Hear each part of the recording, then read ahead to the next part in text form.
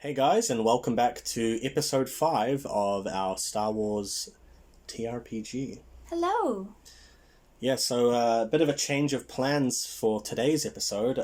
Unfortunately, our GM and one of our other players can't make it anymore, so for the last 2 episodes, episodes 5 and 6, I will be GMing, and we've still got Kiera Yay! playing Hello. herself and as Fulu. So the format will be a little bit different because I have to also, voice my characters as well as Orsaw and GM.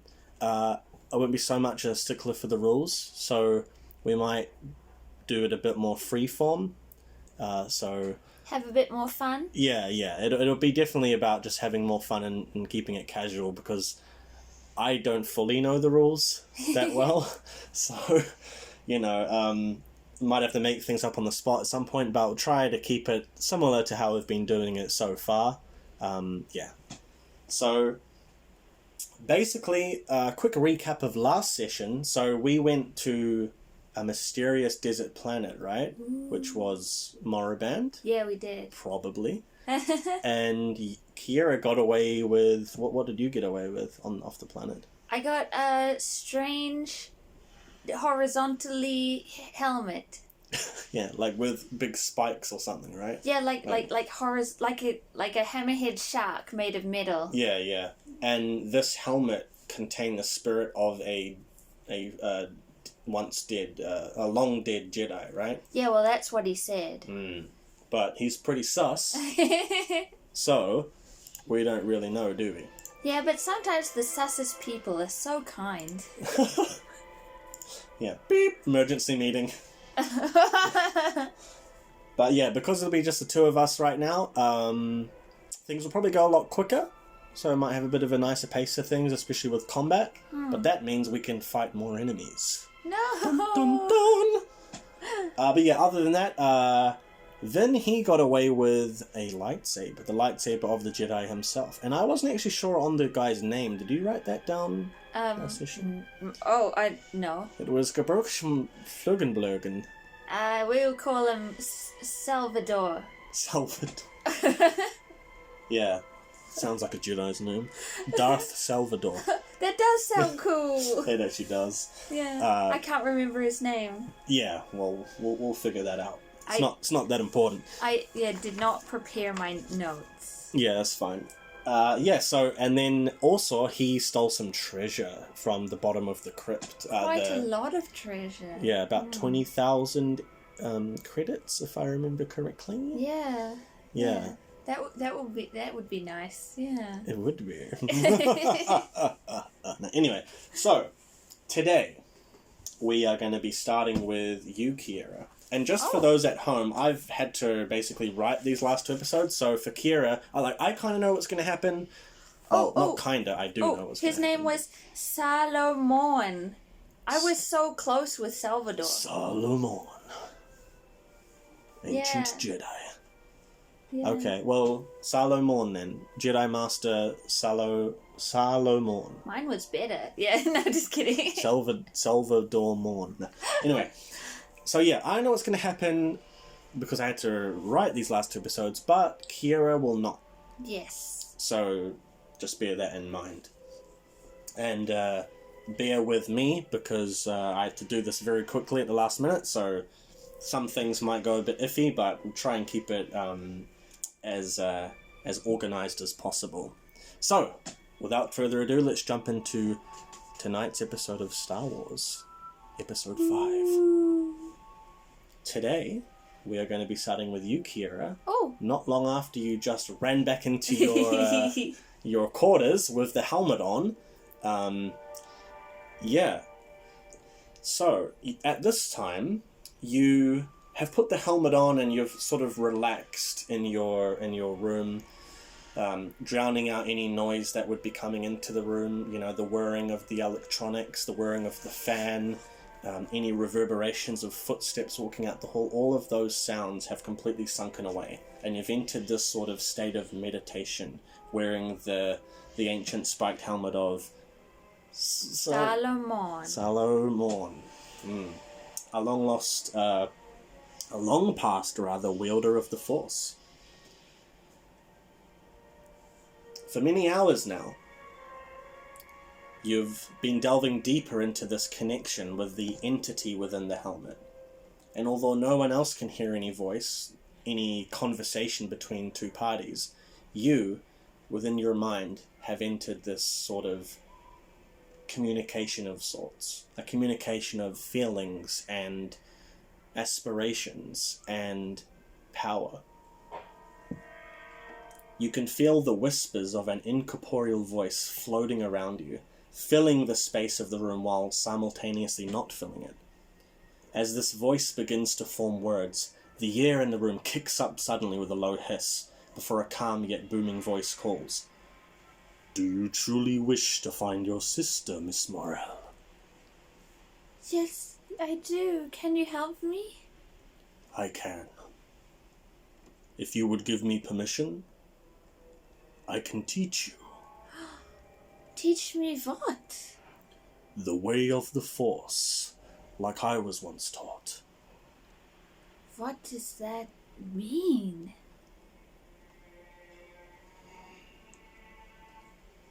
The Force, it is a presence, a feeling, an energy that permeates throughout the universe, through all living things. It is we, the Jedi, who can manipulate this energy for the greater good. Does that make me a Jedi? Not yet, but perhaps soon you might be. Could Lorna use the Force too? There is a sort of silence for the next 10 to 20 seconds, and then suddenly you can feel where the voice once was. It sort of wisps around you in a purely audial space. It doesn't yet take a form, but yet as your eyes still remain closed, these thin shooting beams of blue energy suddenly light up in the darkness of your vision. Trailing wisps of white smoke swirl around this black space of your meditation that you're in. The blue energy coalesces into a corporeal form now, not unlike the visage of the Jedi Master's helmet you are currently wearing, who you have already seen inhabiting a sort of different spectral form when you were on the planet. The figure nods in your direction. "I can help you find your sister, Kiera. I will share with you the secrets of mine order, that of nights long past. You, Kiera, buried deep within, possess a connection to what we call the Force." What can I use it for? I want you to roll a hard vigilance or discipline check. Would you be doing that? Yeah, I can do it for you. Yeah. Okay. What did you say? A vigilance or what? A hard vigilance or discipline check. I'll do discipline, so I have a yellow and 2 greens. All right. First roll of the day. Yay! You got a success and an advantage. So, as this voice is sort of whispering around you and forming these words, because it isn't a natural conversation and because it's communicated through this, feelings to an extent, raw emotion, it's much easier to tell when someone is not being completely honest with you. Oh. And that is the feeling you are getting right now. You get the feeling that this Master Salu Morn isn't being completely honest with you. He's holding something back, and something is a little bit off. I sense that you are not being completely honest with me. Suddenly, the figure evaporates, and a shot of energy actually flies through your chest. It disappears, doesn't hurt you, you don't feel a thing, but it flies completely behind you, and the Master reappears once more. And he talks from behind.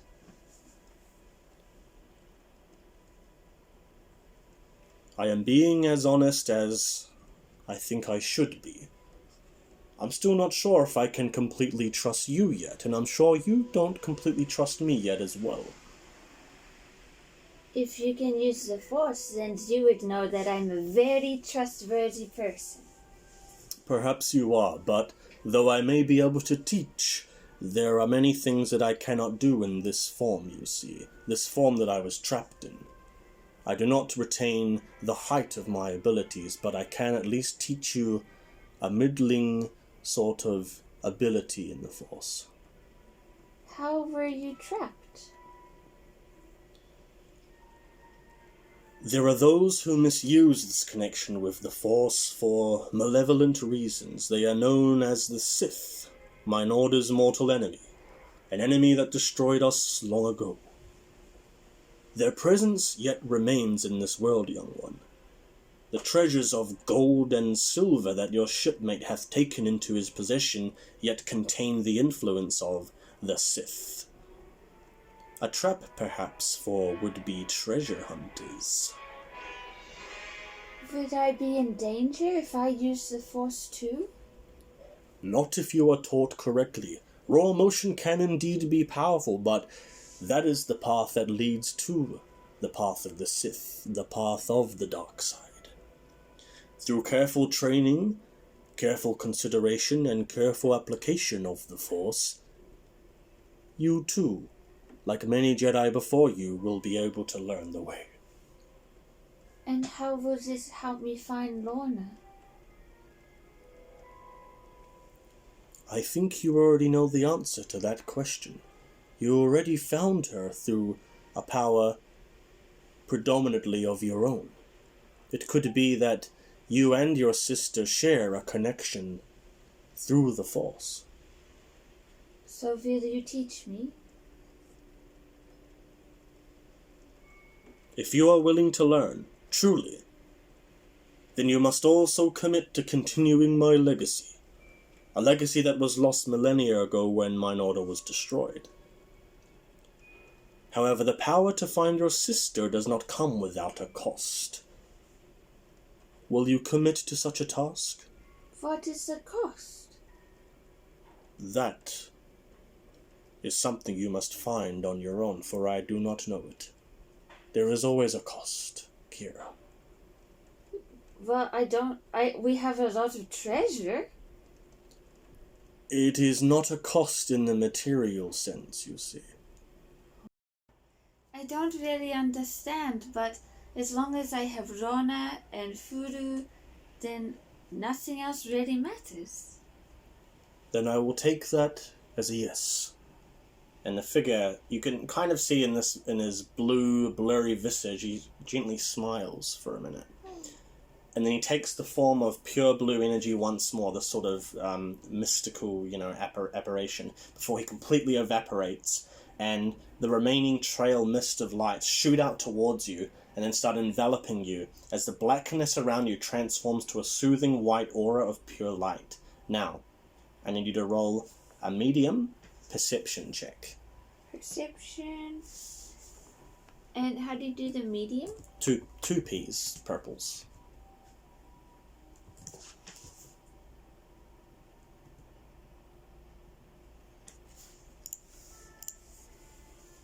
You got a success and two threats.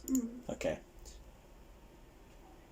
So, you as the things are coming towards you, you notice very faintly, just in a split second, a fraction of a second, you notice these sort of airy little red trails throughout this energy that flies through you. Oh.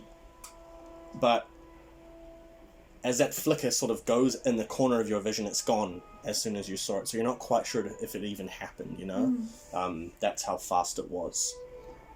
But you can feel the voice reverberating in a sort of 360 around you now, not from any sort of direction. He calls, "Take these gifts and use them well." And now, you can slowly feel a new power welling up around you. At first, swirling in a circle like some kind of invisible vortex within you before it launches outwards. And as the presence of the Jedi Master disappears into the blackness of this void of meditation, a new sort of presence within you takes shape, but not that of a personality, more of a power. And that's where we're going to finish with you. Meanwhile, the rest of the crew has gathered around the droid IT-3PO, a crimson rustic protocol droid well beyond his years. Hello, I am IT-3PO, at your service. The droid, though quickly patched up by Hett during the escape from the wheel, still has a few loose wires extending out of its arms, although it seems to be in working order for the time being. With Hett piloting the ship out of the mysterious desert planet out into space, and Kiera locked in her room with the relic helmet, Vin quietly watches the droid approach with Orsaw standing behind, who's leaning against one of the walls of the cockpit. So you've got some info about Shogunna, right? And the protocol droid nods politely. Yes, in fact I do. Though my master Rion would prefer that... A familiar red streak of a blaster shot shoots out from Vin's left-hand side as the protocol droid collapses to the ground in a pile of melted metal and sizzling electronics. Says Fulu. The reverb of the blaster echoes throughout the otherwise empty halls of the Humble Trespass. As you, Kiera, you hear it too. Just now having finished this meditation. What do you want to do? As Kiera? Yeah. I sidle out of my door because the helmet's very big, and then run into the sound of everybody. Where do you throw your helmet? Oh, it's on. Oh, it's still on? Yeah. Okay. So, as the door to your room quickly, slides off to the side, you can see Orsaw and Vin are struggling over a blaster, and Hett is ready to leap from the pilot's chair towards Orsaw. Kiera, the blaster! And Hett leaps off of the chair towards Orsaw. Hett launches from his chair onto Orsaw's head, ripping at his brown hair, and as you move towards the ensuing scuffle, Hett tears Orsaw's microshades from his face, and you are met with eyes of pure hatred coated in glowing gold, not unlike the eyes you saw not too long ago on the desert planet below, in the eyes of the creatures, those spectral shades that were attacking you. Orsaw screams, grabbing the small Jawa with inhuman strength, and launches him across the deck of the ship towards you. I want you to roll an easy coordination check. Coordination. Easy, what does that... Is it 1? Just 1 purple. Easy is 1, medium is 2, hard is 3. Oopsies.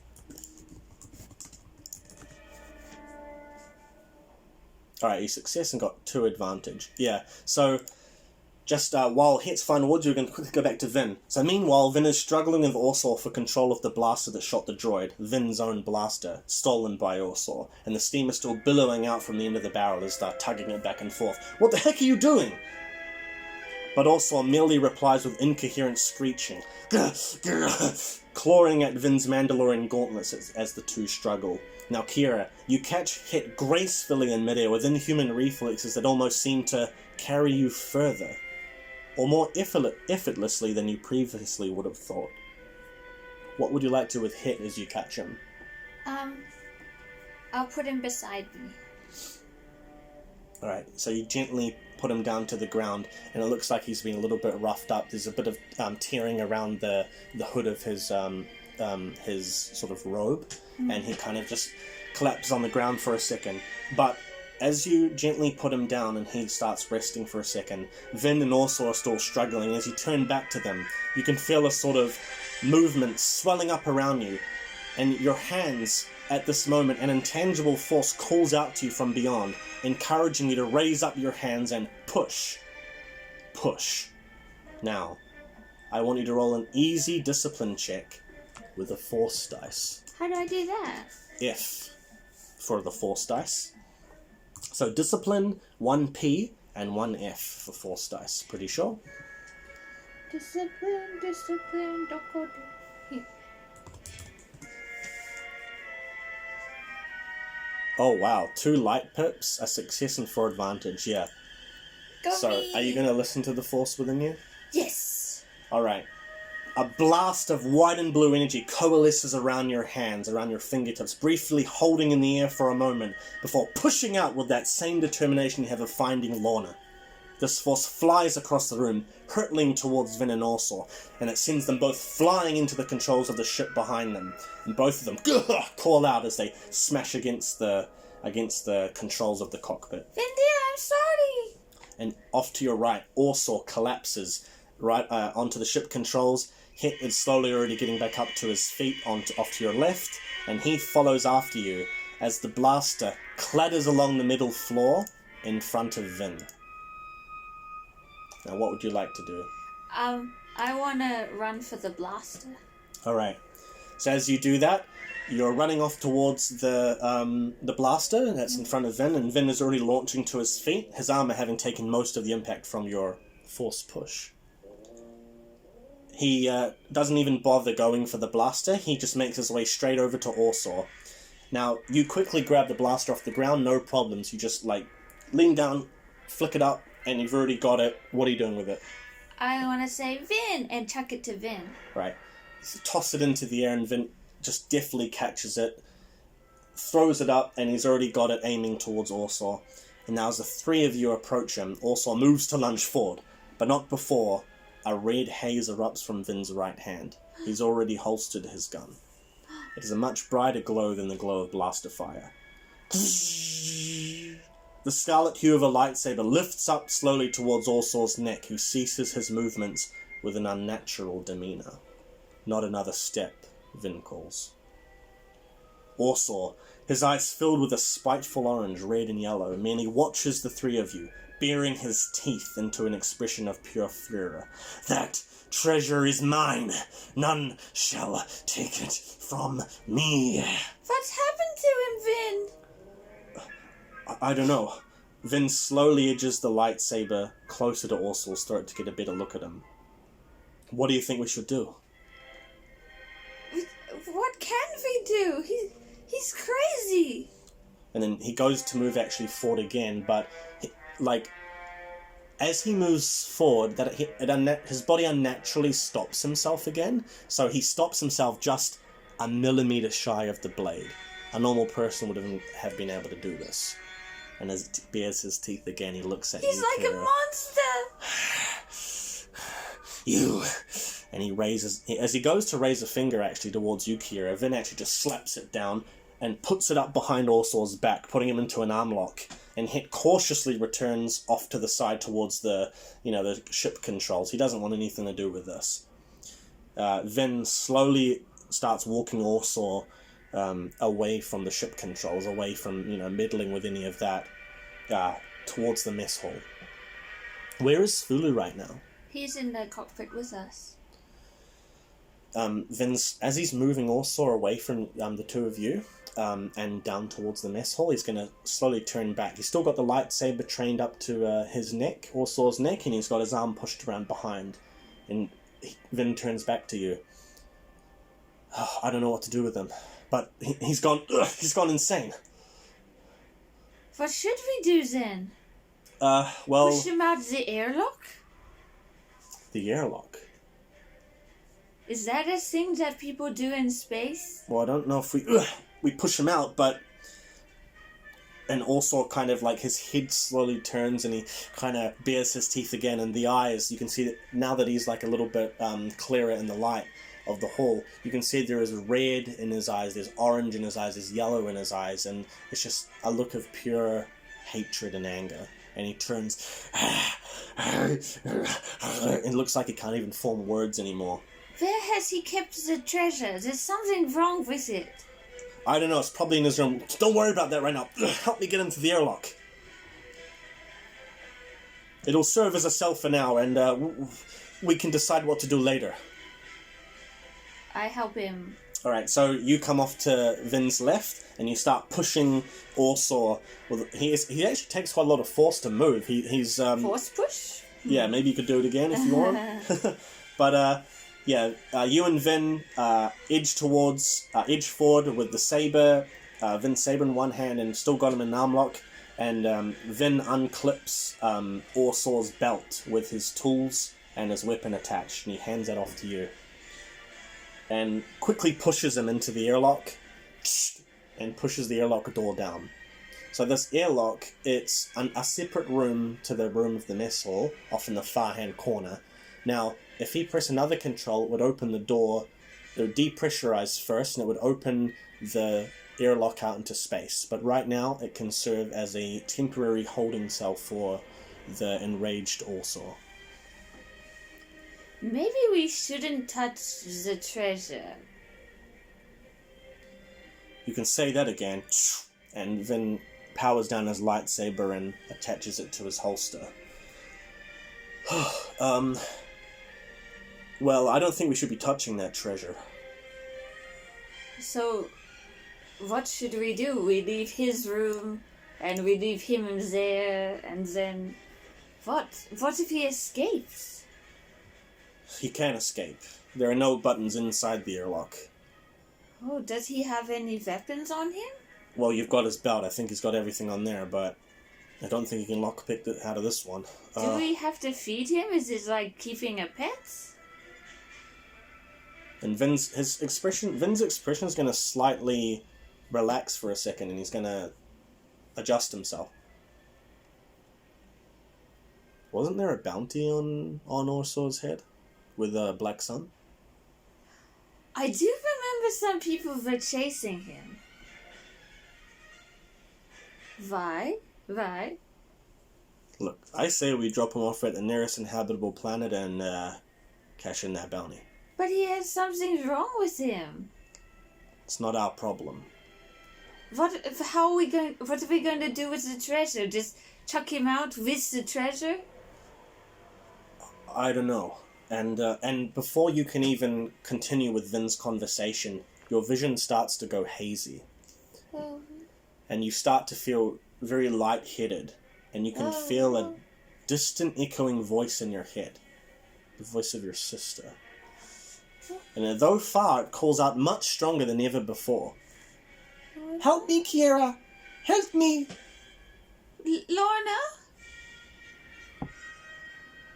I can hear you! Where are you? And boom, with that, you just fall to the ground unconscious.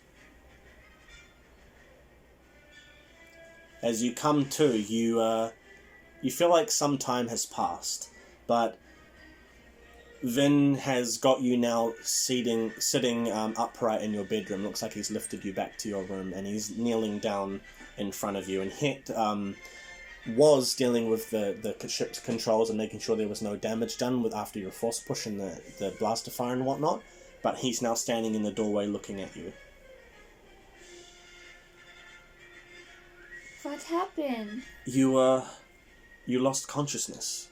Is my helmet on or off? I'll say he's removed it. Yeah. At this point. Maybe I wore that thing for a little too long. Maybe yes. But I was sure I heard my sister again. Your sister? Really? Yes. But she never tells me where she is. Only help me, but where are you? I'm not really sure how to help you with that one, but, and Vyn's gonna quickly turn back. Are you alright, Hett? And he throws his arms up in the air, and Vyn kind of shakes his head. You're telling me Orsaw's gone completely insane.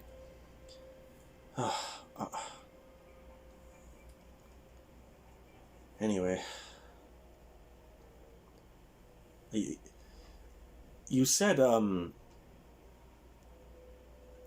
that Orsaw's eyes were a strange color? Oh.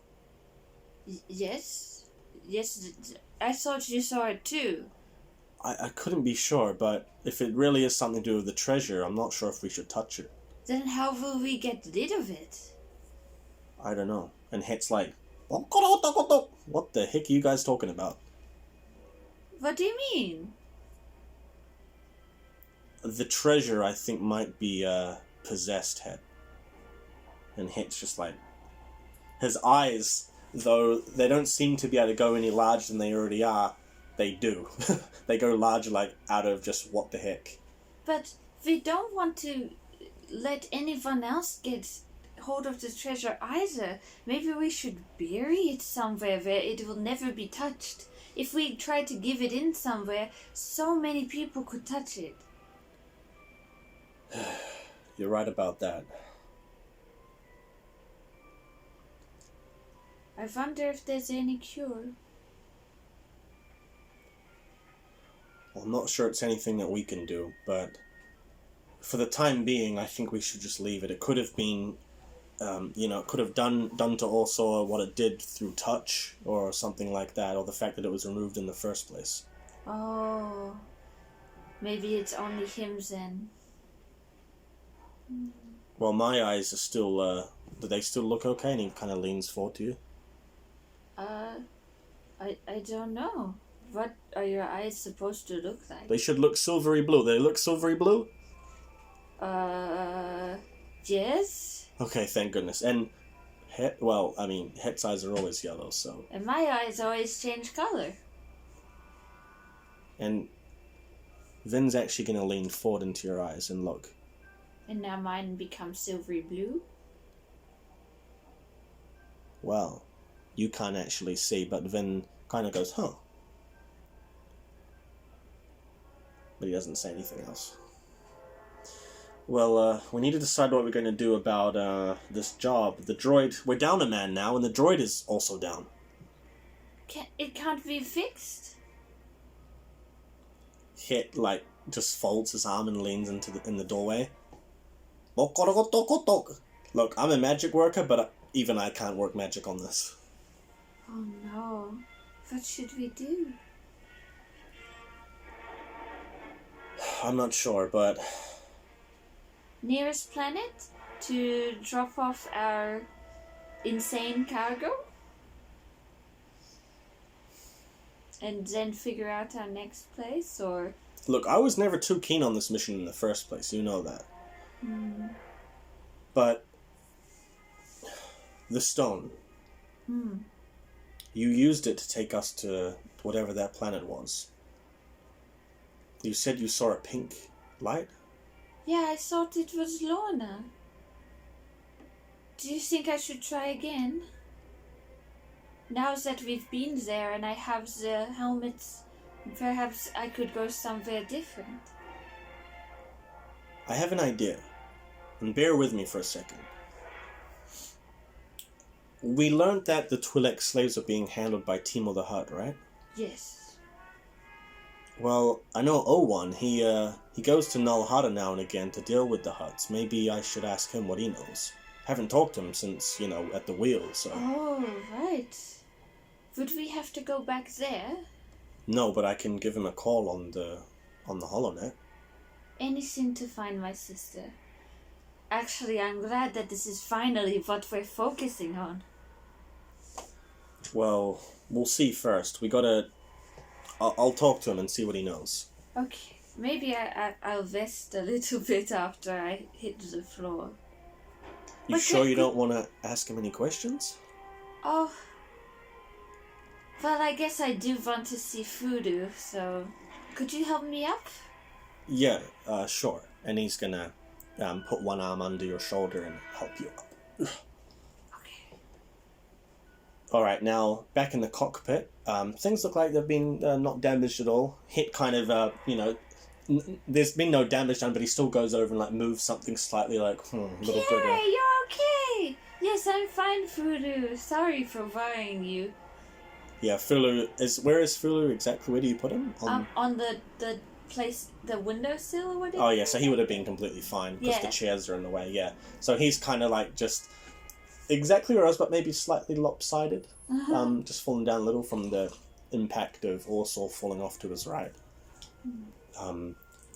But yeah, Vin immediately walks over to the holo projector and is setting up some, looking through his inputted addresses to actually call O1.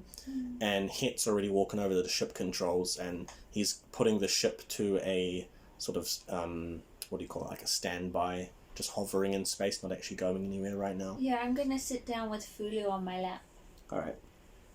And then, boom, the holo projector powers up, and the familiar face of the Juros O1 appears on the screen. Hey, Vin! and Hett, and Kiera, and Fulu. Hi! How's it going? You arrived on Shogani yet? Well, actually, O1, we had a, change of plans. And O1 kind of, like, looks around, his big red Juros eyes, like, furrow for a second. What do you mean, change of plans? Riom said you owe 10k for this job, and I told him you'd get it done. If anyone can find the Son-Alor, it's you lot. The Son-Alor can wait, O1, but this can't. Kiera's sister can't. Now, I've got 20k, and Vin turns and winks at you. I've got 20k with your name on it, right here, right now. Just tell us everything you know about Timo the Hutt. Timo the Hutt? Vin, what exactly is this Twi'lek getting you into? And Vin looks at you again. Nothing that Hett and I haven't already agreed on, and Hett nods as well from looking. Even though he's looking away out to space, he nods as well. Alright then, Vin. Well then. And he kind of looks around and then looks back where you guys are. Look, you didn't get this intel from me, alright? This stays between us. Timo the Hutt doesn't leave Mos Shuda all that often. And he turns to you, Kiera. That's on Tatooine. Oh. Not too far from that slave building you first hired Vin to take you to, Kiera. But getting into Mos Shuda will be damn near impossible. And Vin kind of throws his arms up. Well, then why are you telling us this? Well, that's where you're in luck. And O1 leans even closer to the point where his nose, like the front of his face, starts becoming a little blurry on the holo projector. Like, it looks like he doesn't really know how to use them that well. You see, just so happens that back on Nal Hutta, the Hutts have this annual festival going on. Celebrating I don't know what exactly. Don't really care for their culture all that much, but I know Timo's gonna be there. It's a few days from now. And Hett calls back from the cockpit, and Vin turns and nods. Yeah, Hett's right, O1. Infiltrating Nal Hutta will be suicide, worse than Mos Shuda. And O1 leans back and nods slightly in understanding, but shakes his head afterwards. On the contrary, my friend, this event happens to be a large party with people from all over the galaxy.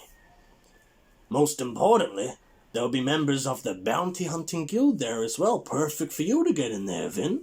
Then O1 turns to you, Kiera.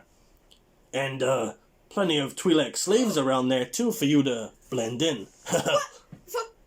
There will be slaves there? Well, yeah, Kiera, it's Nal Hutta. We've got to help them. Well, you also got to find your sister. I'm not sure starting a anti-slavery coup will help you find her. But she is one of them. How could I leave them and just take her? They are somebody's sisters or brothers or family. Vin actually turns to you and nods. Well, you know how Riom said there might be some technology that could help in an effort of a sort of rebellion against the Hutts. If we find Lorna, we can always come back to Shulgana. Really? Yeah, sure. I just couldn't live with myself if I left everyone forever. Vin actually turns back to O1 at this point. How exactly do you know all this? Look, I know you're at Nal Hutta, but these parties aren't exactly,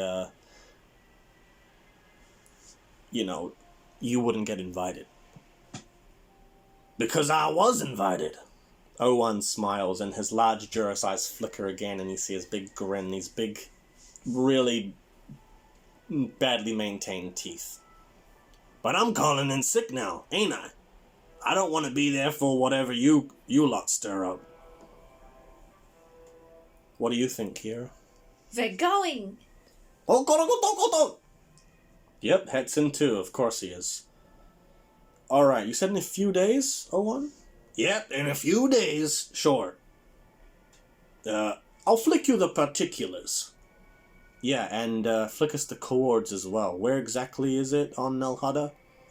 Look, just check the coords, all right? I don't want to really talk much over the hollow. And Vin. Yeah? Good luck.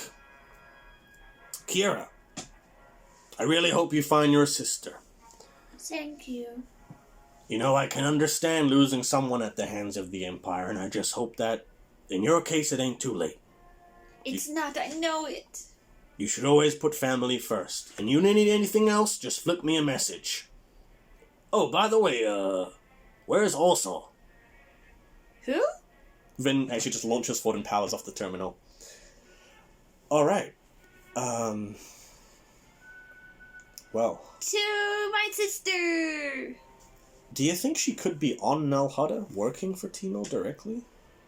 You said she was, pretty skilled at a lot of things. She wouldn't be sold like most of the slaves. She was skilled with technology. Do they need slaves for technology? Probably not. So, I don't know where she could be then. But maybe he will know. And maybe she will be there. Or maybe one of the other slaves has met her.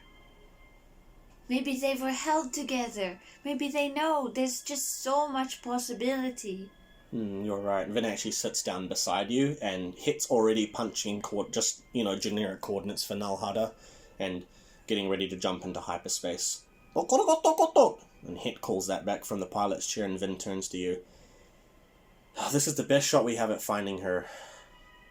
I think Timo either knows Lorna specifically, or he has info on where she could be.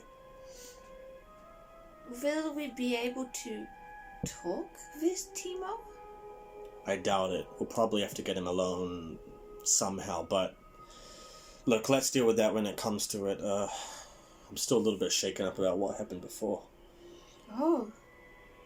But I've been meaning to ask, Kiera, what happened before with Orsaw? You were able to use the power of a Jedi, right? I mean, I've seen... Oh, yes, I'm very sorry for pushing you over. It's fine, but I mean... How did you do it? I just, I looked, and then I just thought, push, and it pushed. It's a little boring, but I can do it. Maybe anybody could do it. Maybe. I'm not exactly familiar, but I mean, I've seen things like that before. Really? Yeah, and then Vin's actually going to slowly pull the lightsaber out, and he's going to just hold it in his hand so you can see it. There aren't many Jedi around anymore that can teach you the way of using this, I guess, but I have some experience with swords. Jedi use these weapons? Yeah, it's called a laser sword, I think, or lightsaber, something like that. So, but the Jedi could fight without it? If they can push or... Yeah, they could use some sort of energy or something. They're like... Did they kill people? Well, the Empire thinks that they did a lot of bad things.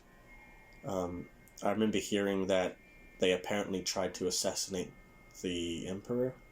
Oh, I don't even know who the Emperor is right now.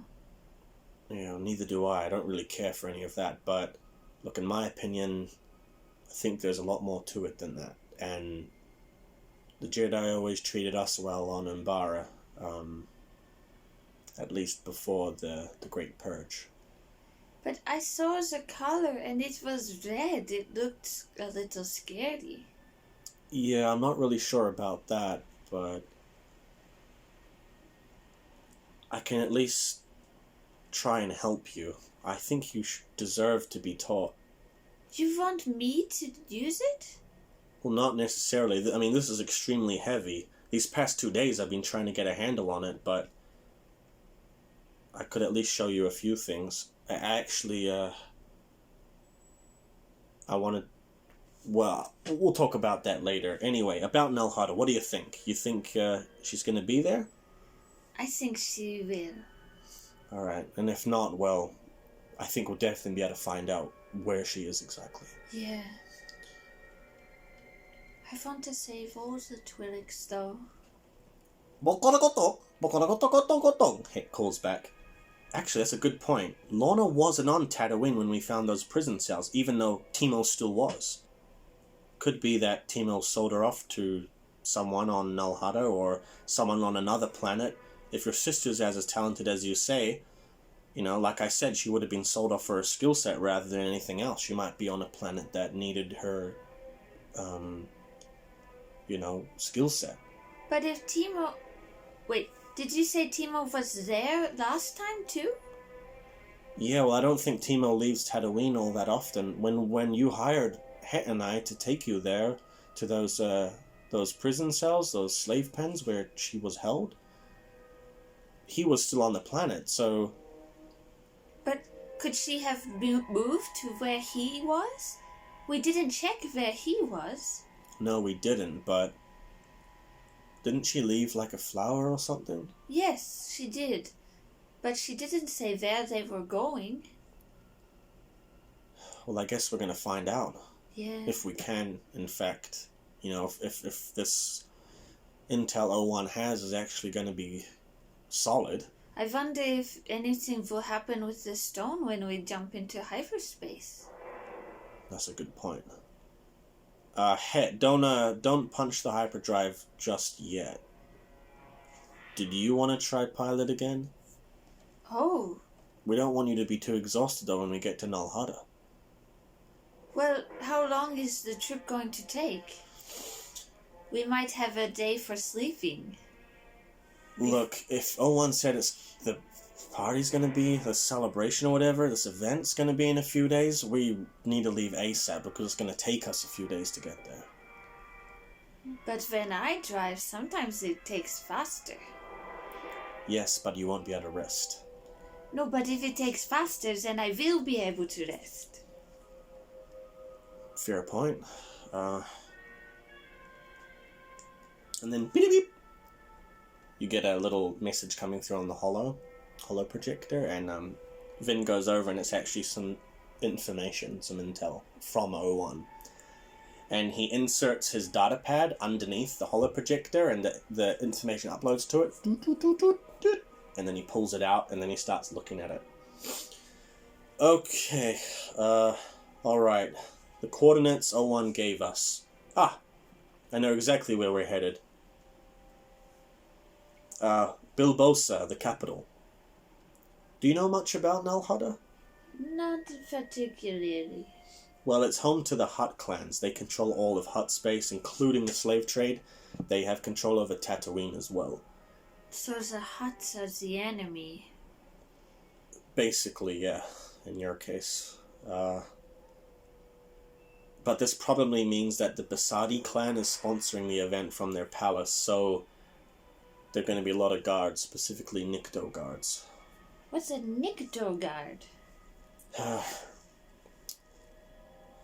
They're sort of combat-trained mercenaries that are really not to be messed with.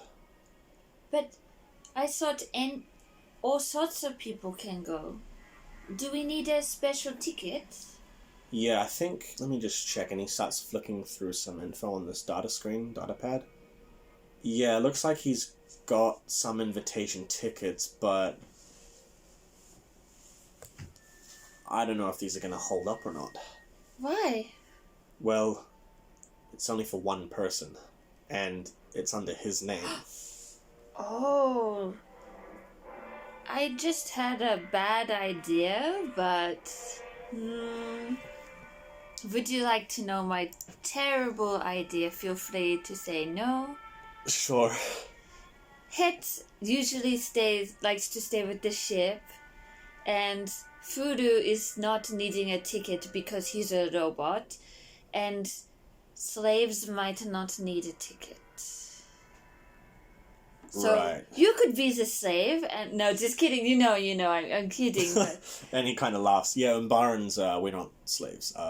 That would just look ridiculous. And he kind of like adjusts himself a little bit. You didn't have to be rude, but yeah. Sorry. Yeah, we could go with that route. But, I don't know. What do you think? I think we should go with the ship. Because Hett is usually staying with the ship, and Fulu is not needing a ticket. So you could be the slave, and no, just kidding. You know, I'm kidding. But... And he kind of laughs. Yeah, Umbarans, we're not slaves. That would just look ridiculous. And he kind of like adjusts himself a little bit. Sorry. Yeah, we could go with that route. Look, we have a couple days to talk about it. We What don't do have to decide slaves right wear? now. I'm sure it's nothing too bad. Vin's just gonna look back at the data pad. Anyway, so looks like he's... Oh, wow. And he's gonna turn back to you and he presses a button on the data screen and a 3D projection of the palace materializes on top of the data screen and ascends, kind of grows about 30 centimeters off of the screen. So it's a massive palace. Oh man. There are hundreds of floors, thousands of rooms. Maybe Fulu should take some of this data to save too. Yeah, and Vin kind of pulls it closer to his face. Looks like there are some rooms missing. I guess this info is either outdated or restricted. Censored, yeah. And you can see Vin and Kiera looking at this thing. You can see that it resembles a sort of a light bulb shape almost, but a bit wider. Massive, towering like just thousands and thousands of meters into the air, right? And you can see growing from the ground up around the edges of this building are huge vines of tree roots that are sort of holding it like two hands, cradling it. Oh. Yeah, this is definitely the Basadi palace. But if my sister is there, I'm sure I will feel it this time. Yeah, you think if when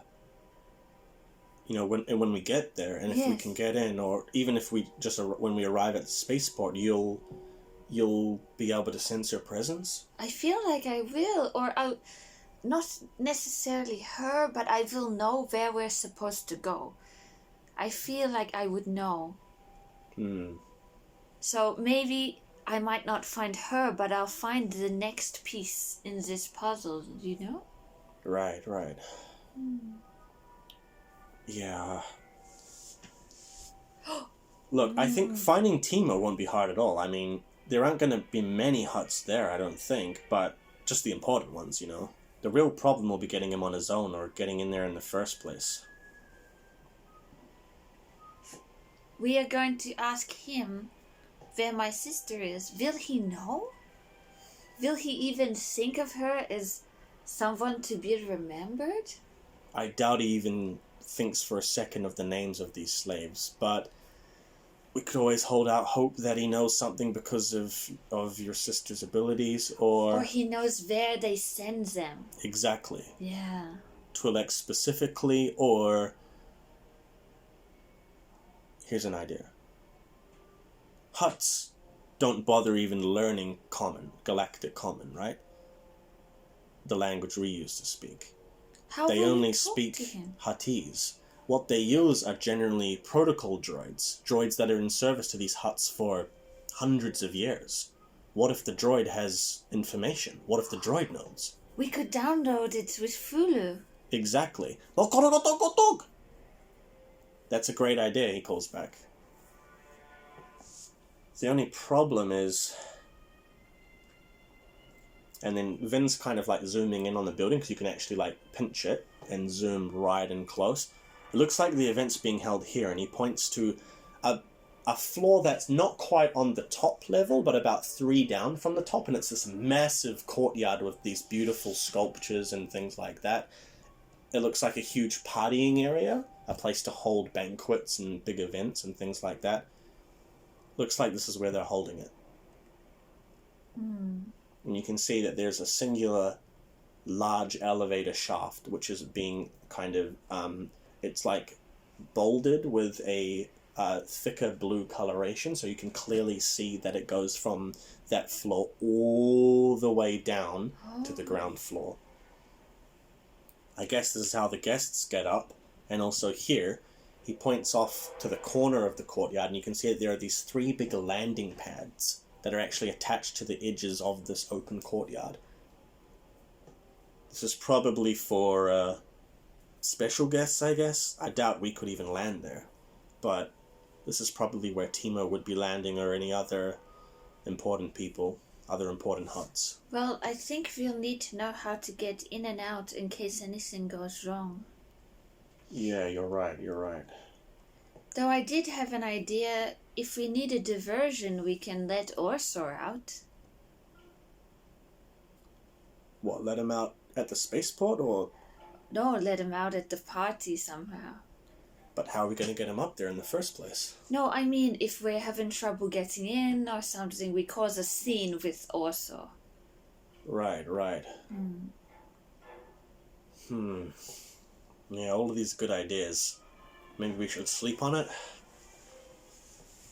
Well, we should get flying first. We're going there no matter what, so we can decide our plan when we're there.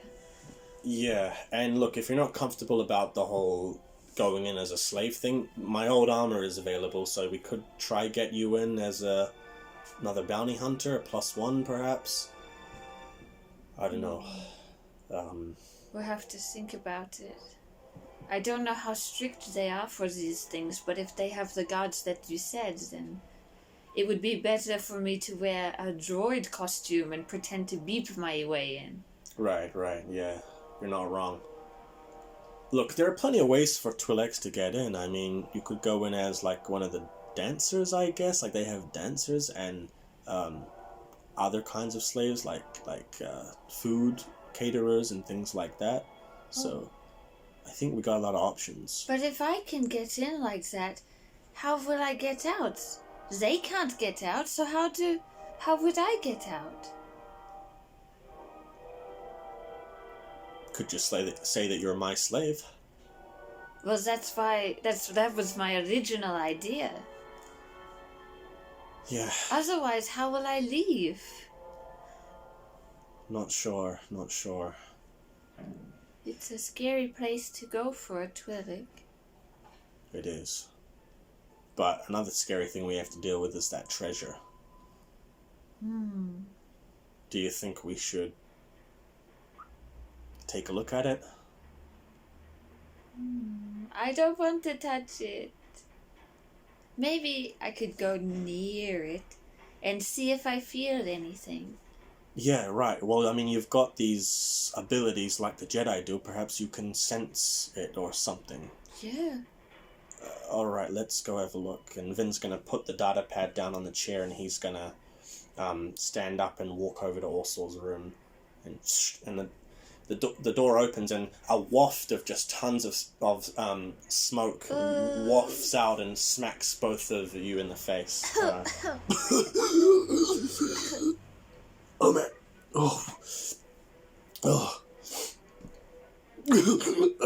Okay, and then Vin's gonna like just go into the room quickly and where the heck did he put this thing? And then Vin's padding around on the bed and then he hits the pillowcase and the pillowcase is just filled with the treasure.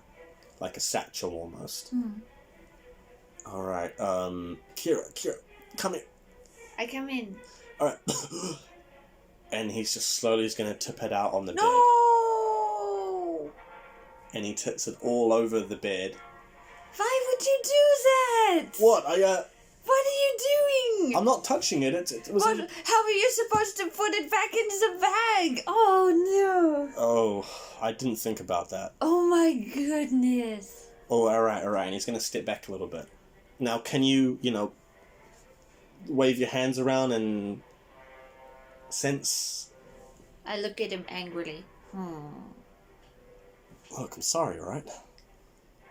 I don't know. I guess I'll do a perception check or something? Yeah, so you can roll a perception check and you can add a force dice to this. It'll be a hard. Is that 2, please? Yeah. And I'm going to give you a boost dice since Vin is there helping. Yeah, there you go. Oh, what's that? What?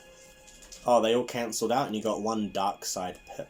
Ooh. Which actually kind of fits well. So I'll give you this one, since you're using just the force in this instance. So yeah, as you're kind of reaching out with your hands, you're not touching it, but you're kind of like, putting your hands over it and just kind of feeling the energy. You feel like within you that you're tapping into a different sort of power. In you, not in the treasure itself. It's almost like identifying using the same sort of presence. So you've got that presence within you as well. You've got that light inside you, but there's also this little aspect of darkness within you. And as you reach out to sort of feel across the treasure, you don't feel anything at all. It almost feels too empty. Like it is almost like the object itself has been drained of any residual energy that was once in it. I pick up a coin quickly. Alright, so you leap forward, grab the coin, and as you hold it, Vyndir actually goes to try and stop you. What are you... And then you're holding it, and it's strange. The coin, though dirty and long, sort of become a little bit rustic on the top. As you touch it, the treasure starts to shine again, and all of the treasure along with it on the couch, not on the couch, on the bed, sort of gains its luster once more. And you can feel that you actually are starting to fill it with light energy. Oh. And it's not that you're imbuing it with any sort of power, it's that you're balancing out the energy within this metal once more, back to what it should be, what it naturally should be. It seems as if this dark energy that escaped and went into Orsaw also had corrupted the very appearance of the treasure as well, the very luster of the coin, which has now been returned. Oh. And Vin just kind of looks. You can make gold do that? Well, I think it's safe. Alright, well... Here, I flick it at him. And you just hit him right in the forehead and he quickly catches it. Yeah, well, my eyes aren't changing any colour. I don't feel weird. Oh. Yeah, I think it's fine, but something was there that is definitely gone into Orsaw. Yeah, do you think it left the treasure and then went into him? Yes, I think so, and I don't know how it will come out again. Well, I don't want to deal with that whatsoever. So when we get to Nalhada, we are...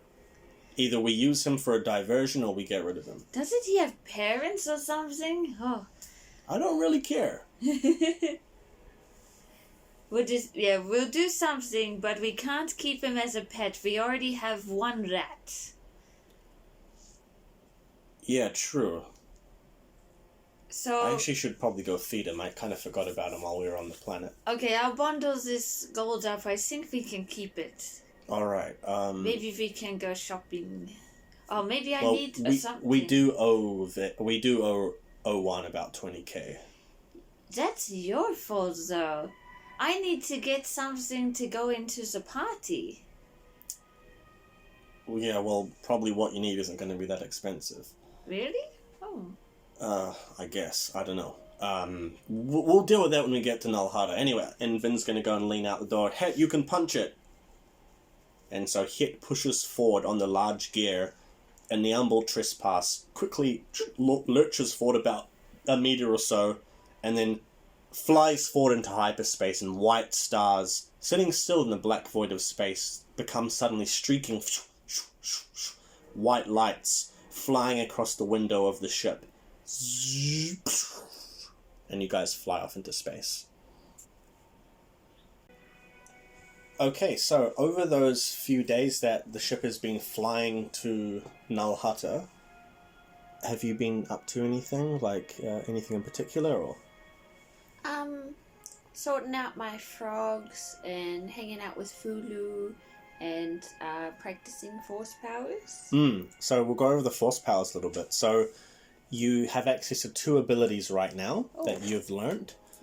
Yep. The first of those is force push-pull. So you can either push out with the force or pull, but pull is slightly harder to do. You can pull people towards you, but the bigger an object is, the harder it gets, obviously, right? Yeah. So pulling, like, Fulu towards you, super easy. Barely an inconvenience. But pulling Timo the Hut towards you to stab him, or whatever, that's going to be basically impossible, you know? Yeah. Like that. And then the second ability is force sense. So this is something you did just not too long ago with the gold, the treasure.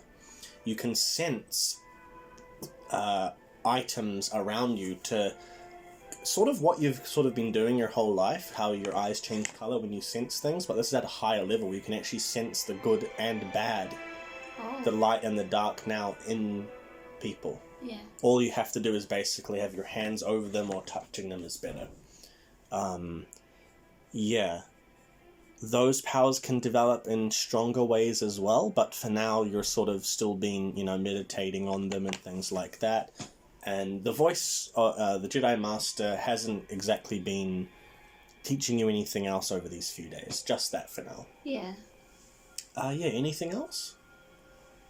Was Vyndir going to teach me about lightsabers? Or? Yeah, so he's sort of been busy, I guess, getting ready for the thing on Nal Hutta. So after you guys took off, and after you guys finished chatting and planning a little bit, going over the stuff on the data pad, he went off and rested. Everyone had to sleep and things like that. But on the next day, let's say, sure, he's at least shown you just a little bit, but nothing too crazy, none that you could actually apply in combat.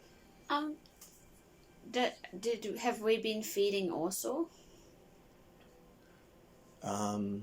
If you want to have done that, you can, but that's really difficult. Well, I wouldn't be feeding him. Then he ain't being fed. Oh no! Yeah. It would be too dangerous for me. Yeah. Let's say that Hett, Let's say that Hett has gone and thrown in a couple of open ration packs for him. Okay. And that's all. Oh no, sorry. I'm getting too in depth with that, so don't worry. But yeah, other than Vin playing with his Tatterat in his room, training him a little bit.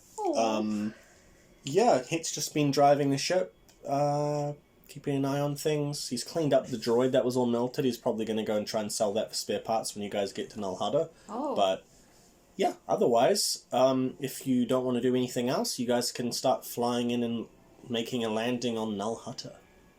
Yeah, sounds good.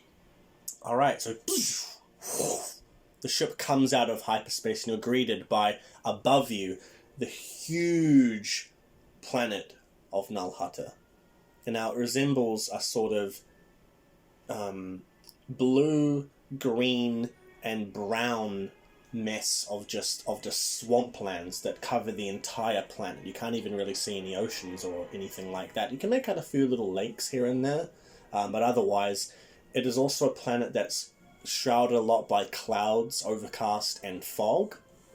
And you can see off in the distance, not on the planet, but sort of around where the hue of the planet's atmosphere ends, a lot of little space stations. This planet is extremely busy. This is the seat of Hutt space. This is where the Hutts govern their domain, their part of the galaxy. This is where the laws of the Empire are no longer in place, and that could be a good thing or a bad thing depending on who you are. But anyway, the Humble Trespass flies towards this planet, bound for the capital city. I already forgot the name though, so let me just have a look. Blah blah blah. What was it called? By Bilbosa. Bilbosa is the capital city that you guys are now flying towards. Oh. Now Hett is going to go and make a roll for navigating the planet, navigating the ship down to the planet.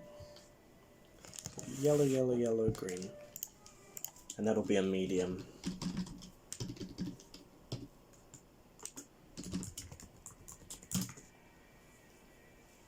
Alright, he gets 4 successes and an advantage. Yeah, so he has no problem.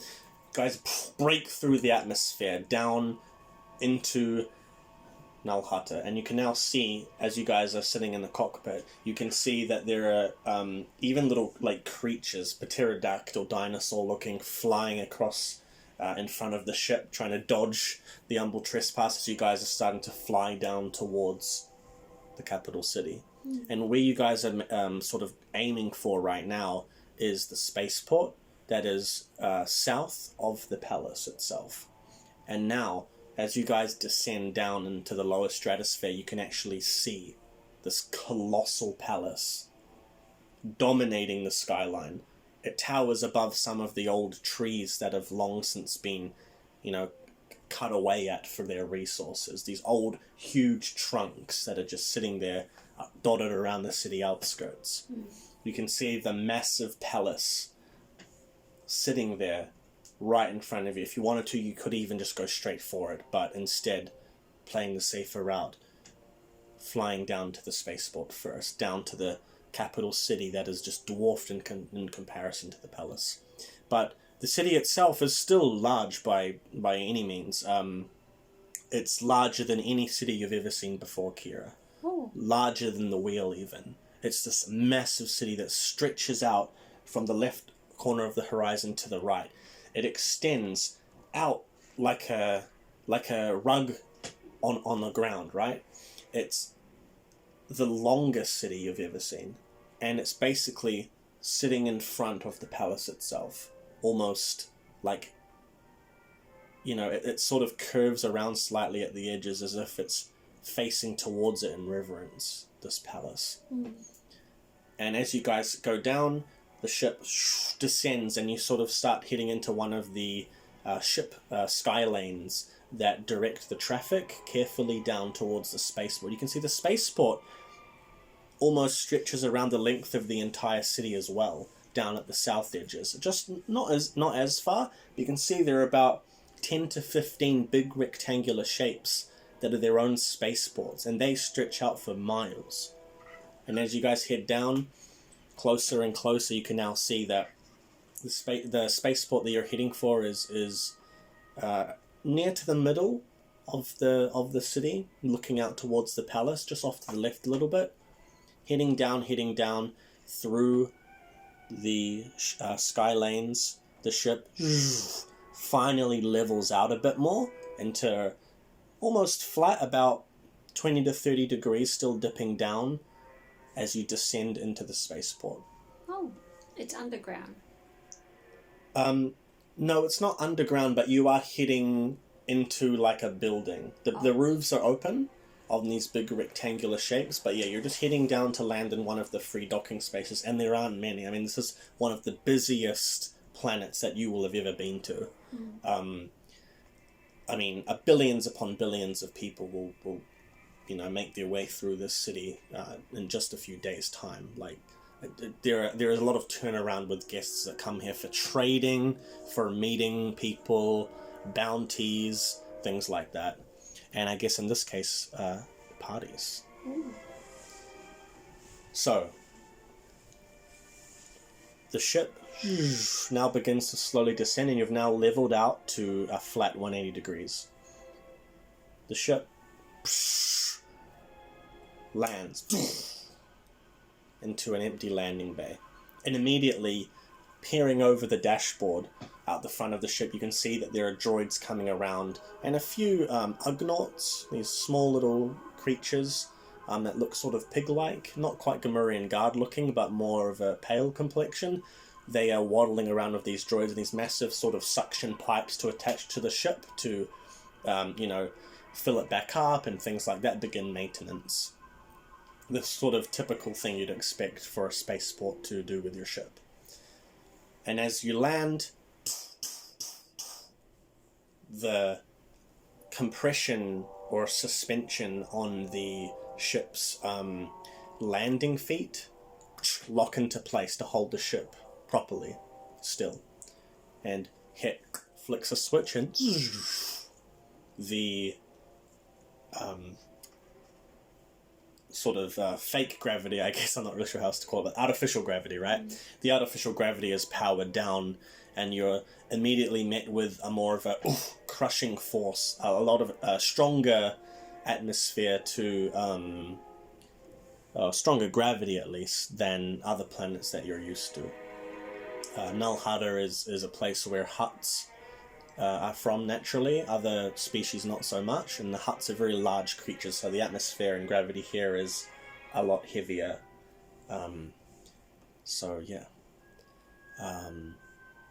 Hett sort of powers down the rest of the ship controls, flicks the off switch, and the only thing on now is the lighting above you. And Vyndir does his seatbelt and turns to you, and he's already got his helmet on his knees, on his thigh, and he's about to lift it up and put it on before he turns to you, Kiera. You ready? For what? Well, we're going to head down into the city for now, and we can figure out things along the way. Really? You want to go and talk in the open about our plans? Well, I guess you're right, but we don't have much time now, do we? It took us about... How long did it take us, Hett?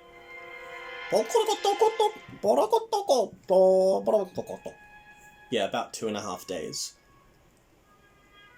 Well, what should we do? Because we need to know how we're getting into the party. Yeah, I guess you're right. I'm getting a bit ahead of myself.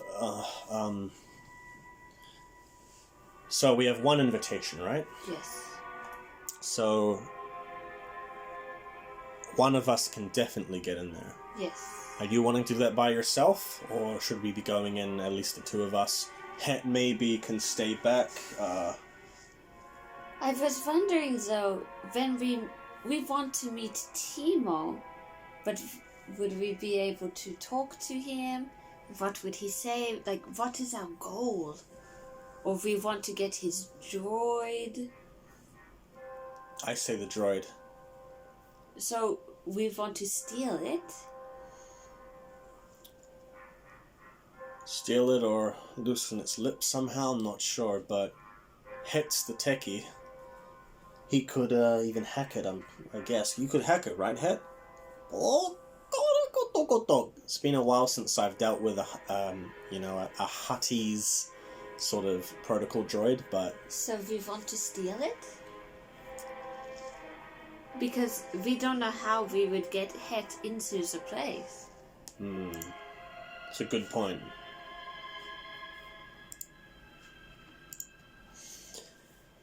And if I was a slave, I would be invisible. And that could come with its advantages. Right. So we could even split up, perhaps. I could create a diversion or something like that, and then you could get the droid?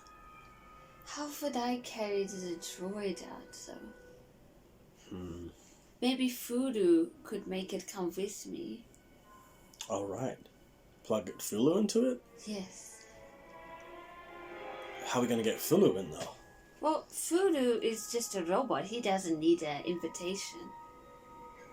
I see. I don't know.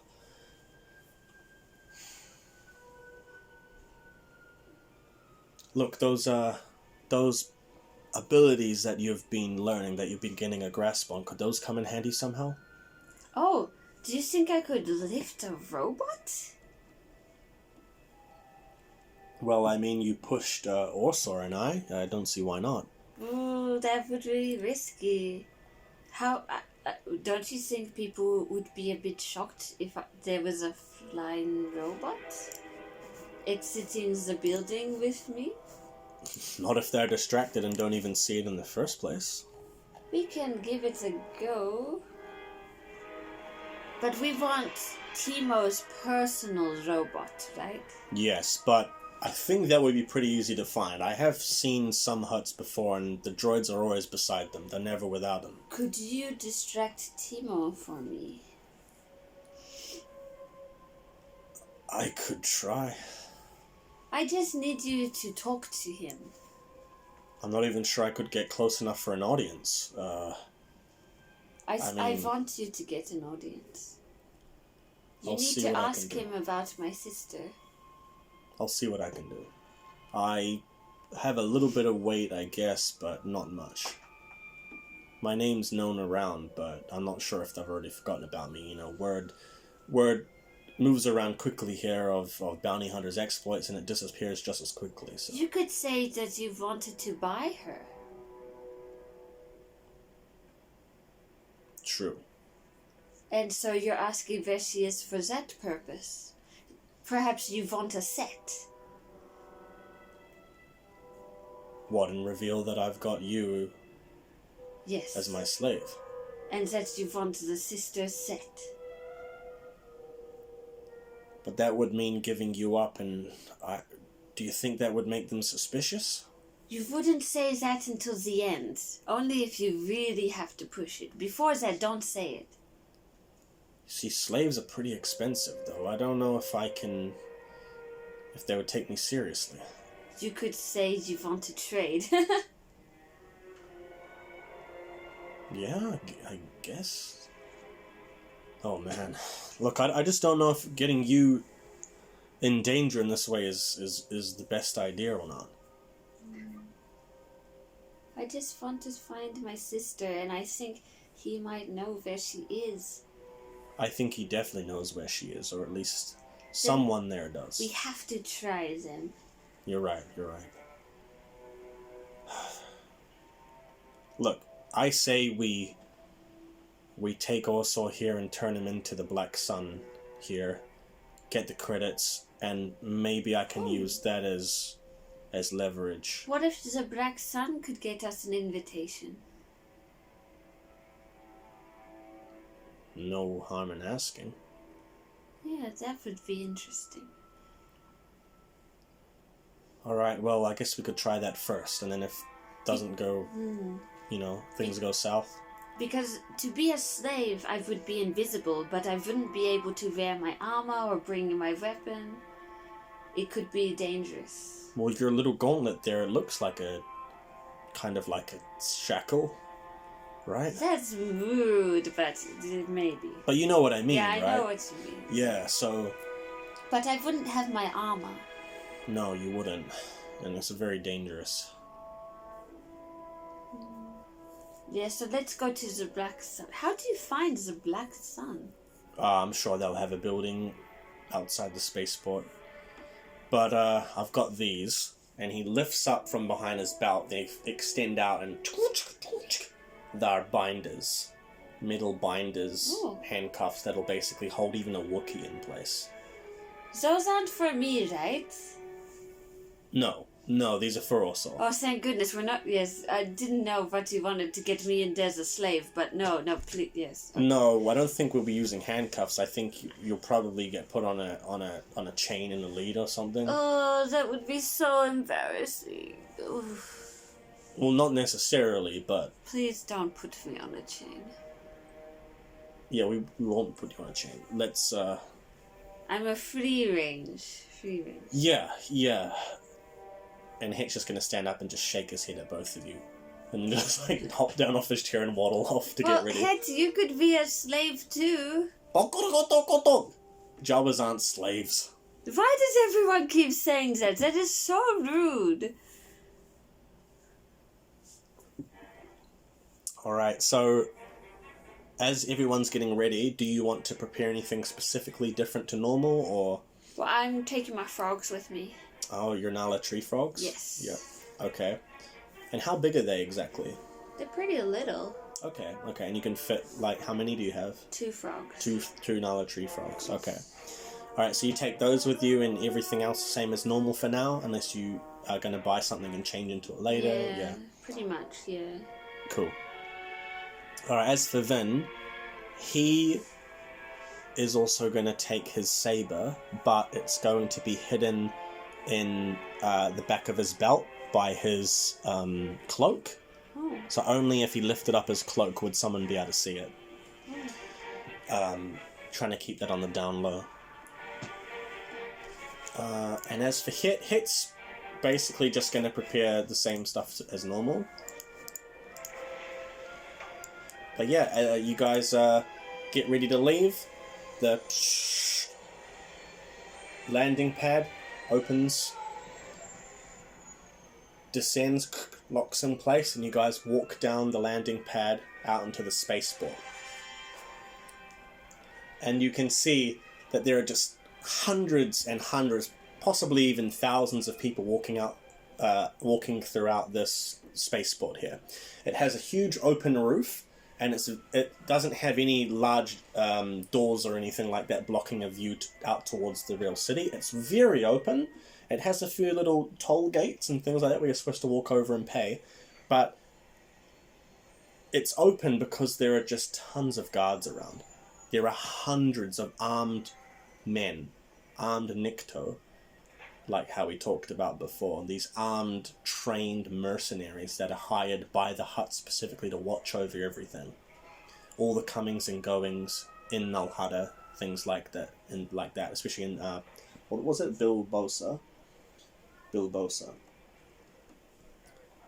So, as you guys walk down the landing pad, goes up and closes again, and you start walking off towards the toll gate. But Did we bring Orsaw? No, we didn't. Okay. But we could, if you wanted to.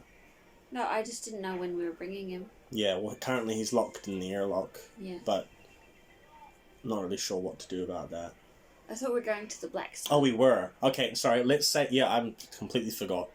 In that case, we have Orsaw on. His hands are behind his back with his binders on. He can't really do much, but he is still basically frothing at the mouth and Was there not something for his mouth? And his eyes are gold, yellow, and red still, and he almost looks like a rabid animal. But Vin is holding him with one of his shoulders and pushing him forward, and Hett's kind of giving it a wide berth. He's actually walking off to the inside of you, and you guys make your way out into the spaceport, and there's this huge sort of highway. So there are the ships, and then in between is like a highway where, traffic goes through, little land speeders and things like that. And it's very difficult to weave through. You sort of have to jump forward and then wait for another speeder bike to go past you, go forward again, and then huge freight train almost basically goes right past you, and you've got to jump again. But eventually you guys make it to the other side of the street, other side of this big, highway almost in between the spaceport of supply ships, supply carts and things like that. And you're greeted by, near the toll gate, there are two guards either side of this little window where there is a old protocol droid. A model that you've never seen before and Vin hasn't seen either. But it leans forward. How long are you staying in Bilbosa? And Vin's gonna look around. Just the day. That will be 50 credits. 50? Wow, that's expensive. Yeah, not as expensive as Corellia. Those are the prices. I do not make them. Alright, then 50 credits. And don't get a dent on my ship. And he pushes the 50 credits towards the droid. Enjoy your stay in Bilbosa. Thank you, says Fulu. And the droid just sort of looks at you both. Very mechanically, very robotic. Lacks even a personality chip or anything like that. It's just extremely robotic. But yeah, the guards that are sort of gathered around this huge archway that leads out into the big market city of Bilbosa, or the market district at least. Off in the distance you can see the towering palace about a kilometer or so away. Wow, it's amazing. Yeah, this is actually my first time here on Nalhada. Nalhada? I thought we were here before. No, we've never been here before. Not together, at least. Oh. Yeah, well, it looks amazing. I hope that we can get in alright. Where shall we go to look for the Black Sun place? Yeah, about that. We'll just have to keep walking around and... Actually, and Vin's going to turn and look at some of the guards who are just gathered around this archway. Excuse me! What do you want? And this Nikto with these big spikes coming out of his chin, his ears, and his head leans forward. And Vin sort of looks around. Vin's got his helmet on now. He's fully armored up in Mando armor. And the Nikto guy actually backs off a little bit. Looking for the Black Sun. Black Sun, eh? Why are you looking for them? And Vin kind of nods at Orsaw here, who's looking around, still frothing at the mouth, even dribbling a little bit. Vin only has to nod, really, and the Nikto nods his head. I see. You want to head over there. And the Nikto points at a large building that isn't directly in front of you. It's about 50 to 100 meters or so, but it's a building that towers over a few other ones. It looks a lot older than the other buildings, but it has the unmistakable logo of the Black Sun, which resembles a Black sun? Black Sun, yeah, basically. It has these spikes all through it, yeah, basically. And, yeah. Well, that guy was very helpful. Yeah, so as you guys are walking, Vin turns to you and pushing Orsaw forward. Yeah, you're gonna get a lot of characters like that around here. I mean, we've been to where have we been together? We've been to Tatooine, Corellia, the Wheel. Yeah, this is definitely gonna be the worst of them. What do you mean? He was very nice. He was okay, but if you noticed, he had his hand on his gun. Oh, I didn't notice that. Yeah. Revealing that I might be handing in potentially a bounty. At least maybe that's what he would have gathered. May not be the best idea. We should move on. And so Vin pushes Orsaw forward and starts walking even further down. Oh. And Hett is just waddling off beside you. He's basically sticking to you. He doesn't really like this place. He hates the huts. But yeah, he's just going to follow you.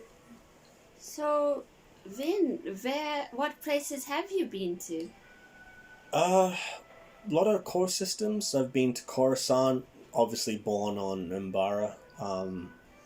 Been to Pantora before. Pantora's a nice place. Oh. Bit of a gardenish kind of world. I think I've been to Ryloth once before, but yeah, that was I was a lot younger. That was before all the slavery from the Empire. What was your life like on Umbaran? Oh, and he has to kind of push Orsaw forward again. You guys are about halfway to the Black Sun building. You can even make out the unmistakable guards that are standing outside the door. What was it like growing up on Umbaran?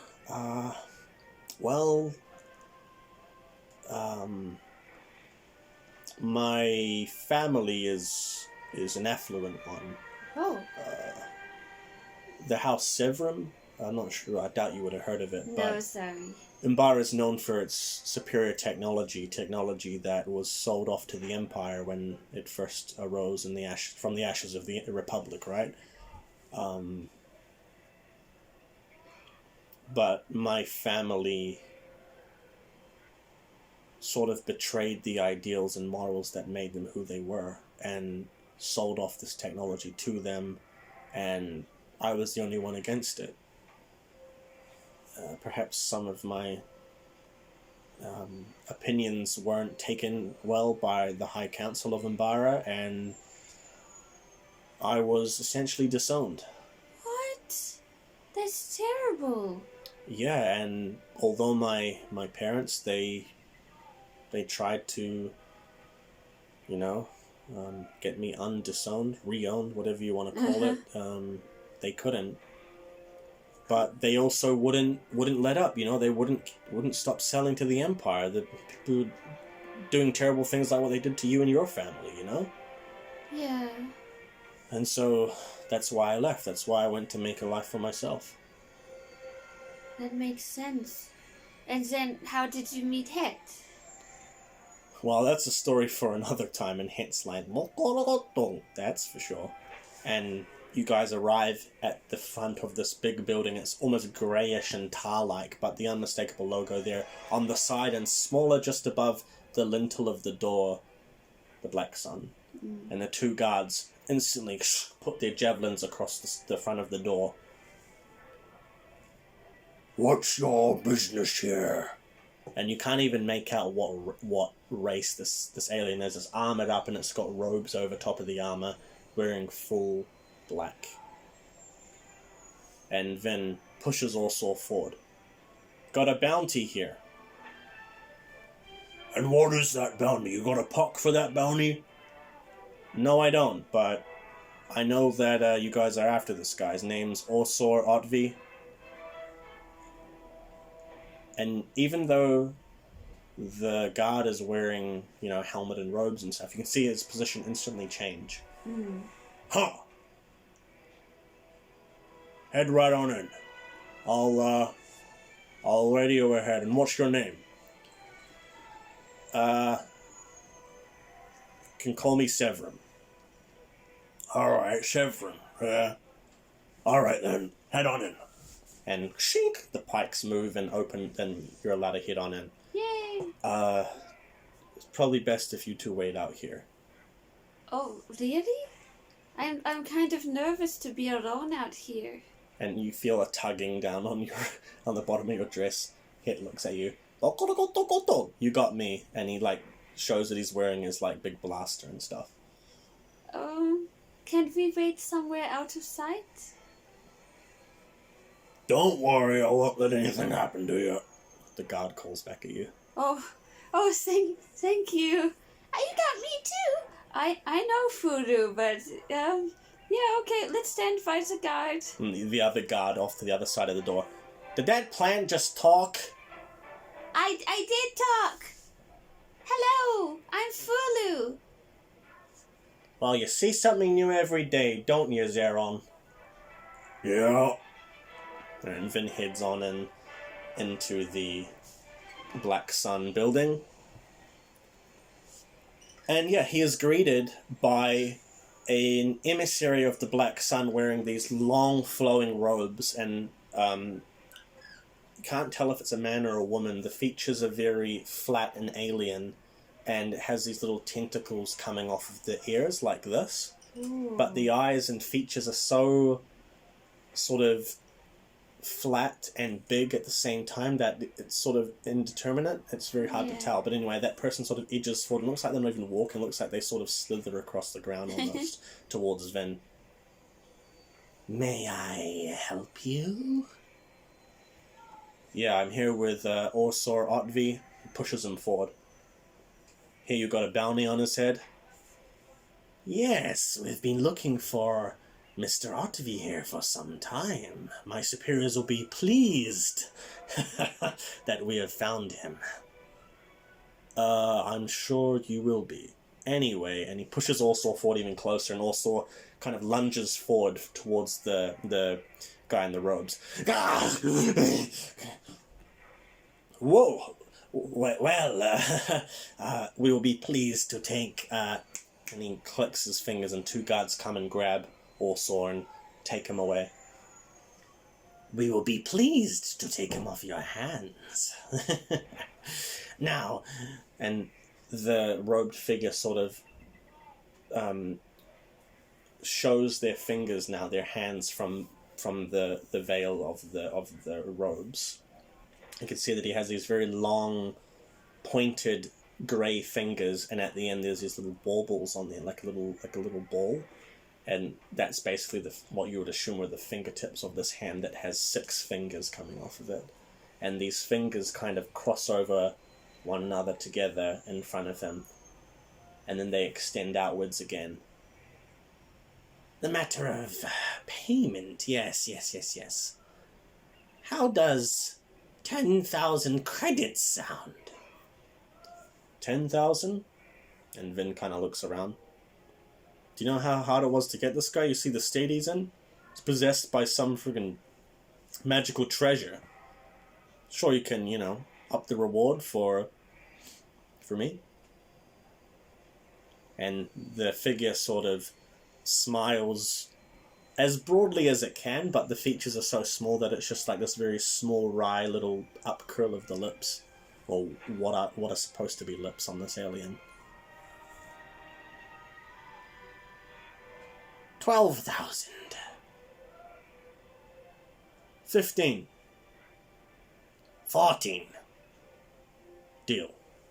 And Vin puts out his hand and shakes the hand, and as he goes to shake the hand of this alien, its hand is so large but also long and spindly that it grabs his hand and curls around it very creepily. And Vin, although he's wearing his helmet, he tries to hide the unpleasant feeling as much as he can, but then shakes the hand and lets go, and the creature pulls from within the robes 14,000 credits. Ooh. Hands them, drops it, cradles it in its fingers, and then drops it in Vin's hand.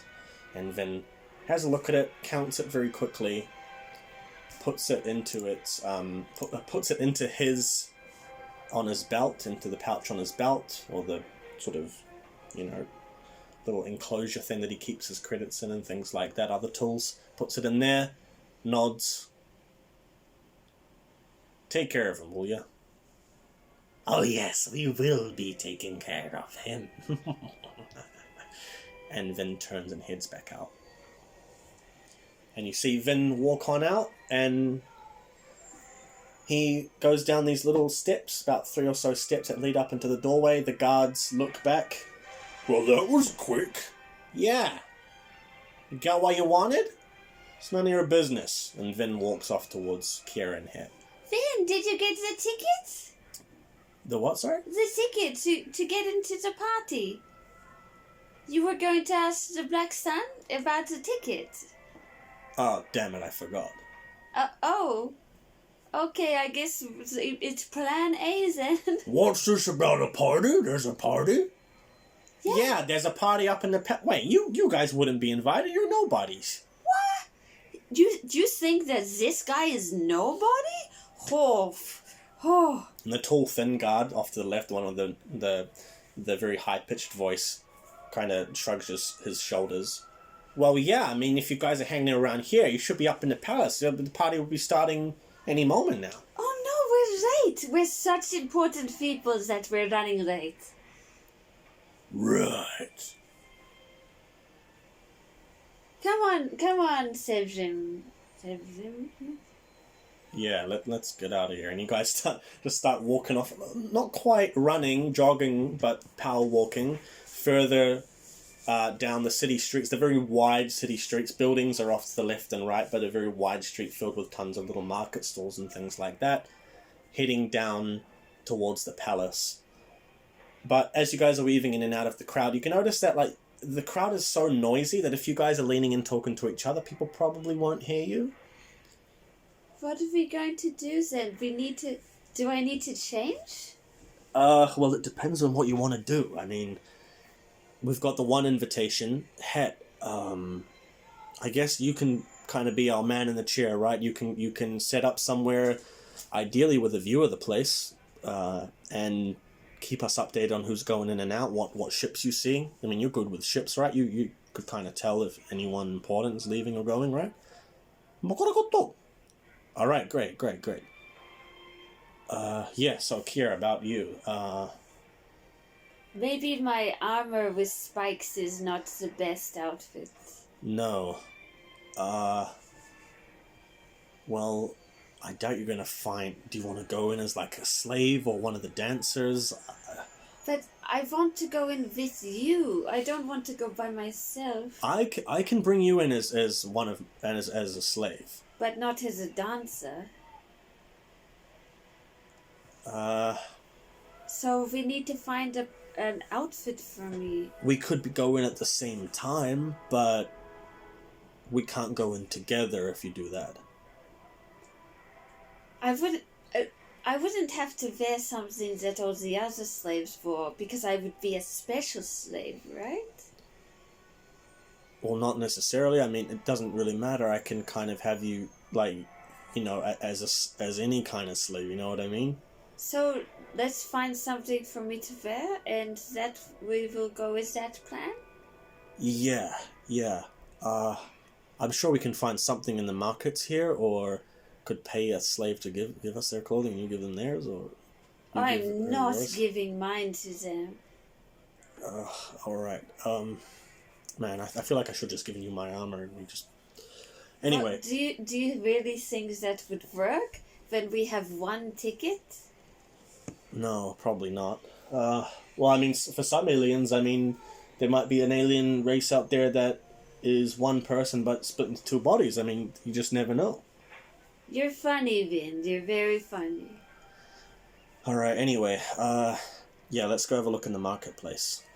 As you're walking through the market, you can see that there are a lot of tailors and things like that. Well, what is essentially a tailor on Nalhada. It's like very poorly put together things, pieces of clothing, things like that. There are people selling food. Some of the food is still alive. They're selling pets and things like that. in the same place, so you can take home a pet or take home your dinner. There are people selling a lot of trinkets, trying to make ends meet by selling just random assortments of fabric and pieces of metal or wood put together to form bracelets and things that they try and ascribe value to sell off to people. And there are just thousands and thousands of these stalls stretching out towards the palace and back towards the spaceport from where you came. Tons of them. And in between that space where the market's stalls are on the left and on the right, there are just tons of people. Thousands of people. Trading, talking, bartering, stealing even, probably. And as you guys make your way down, you come across a stall that actually has slaves standing around it. There is a Twi'lek slave, couple of them, standing off to the left of this larger stall. The one Twi'lek is blue and one is orangey kind of colour. And then off to the right, there is a slave that looks to be wearing finer robes, but they're still definitely they've got the kind of slave collar on. Yeah. But you're not really sure what race they are. You haven't seen that before, but they look sort of hairy and they've got some spikes coming out of the top of their head. But you can definitely see that there are Twi'leks there, and standing in the stall selling off things, there are two people. There is a very fat Trandoshan, which is a sort of humanoid reptile, lizard type looking, but there are two of them there. They're both very fat. A man and a woman look to be a couple.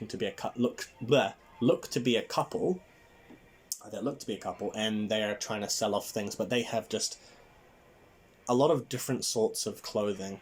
Very, very poor quality. There are all sorts of outfits strewn across the table, but all of them look extremely downtrodden and terrible, and you can actually see that there are other people walking up with their own slaves to get clothes for their slaves.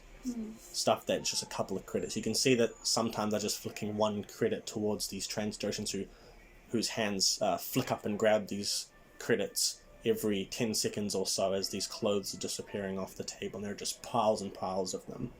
The cheapest raiments available for cheapest apparel available for slaves. And so as you guys approach, Vin kind of points out, this is kind of what we're after, right? Yeah. Will you get me something, the best one? Yeah,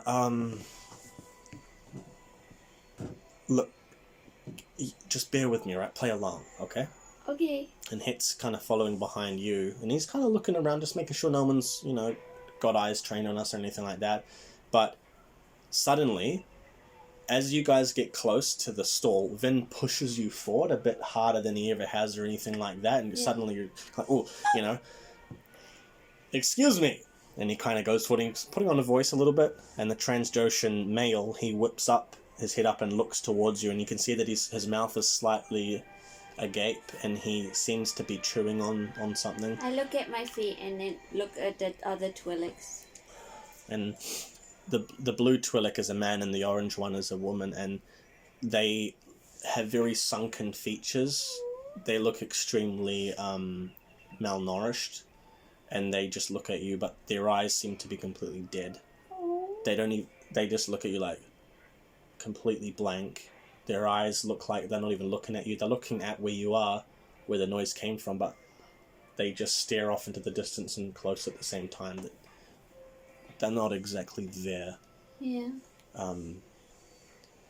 But anyway, the Trandoshan. Yes, hello. What can I do for you, sir? Yeah, and he pushes you forward again, up to the table.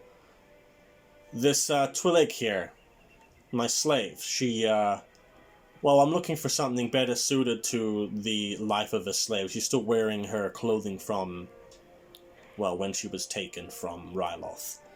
Isn't that right? Please. Don't talk!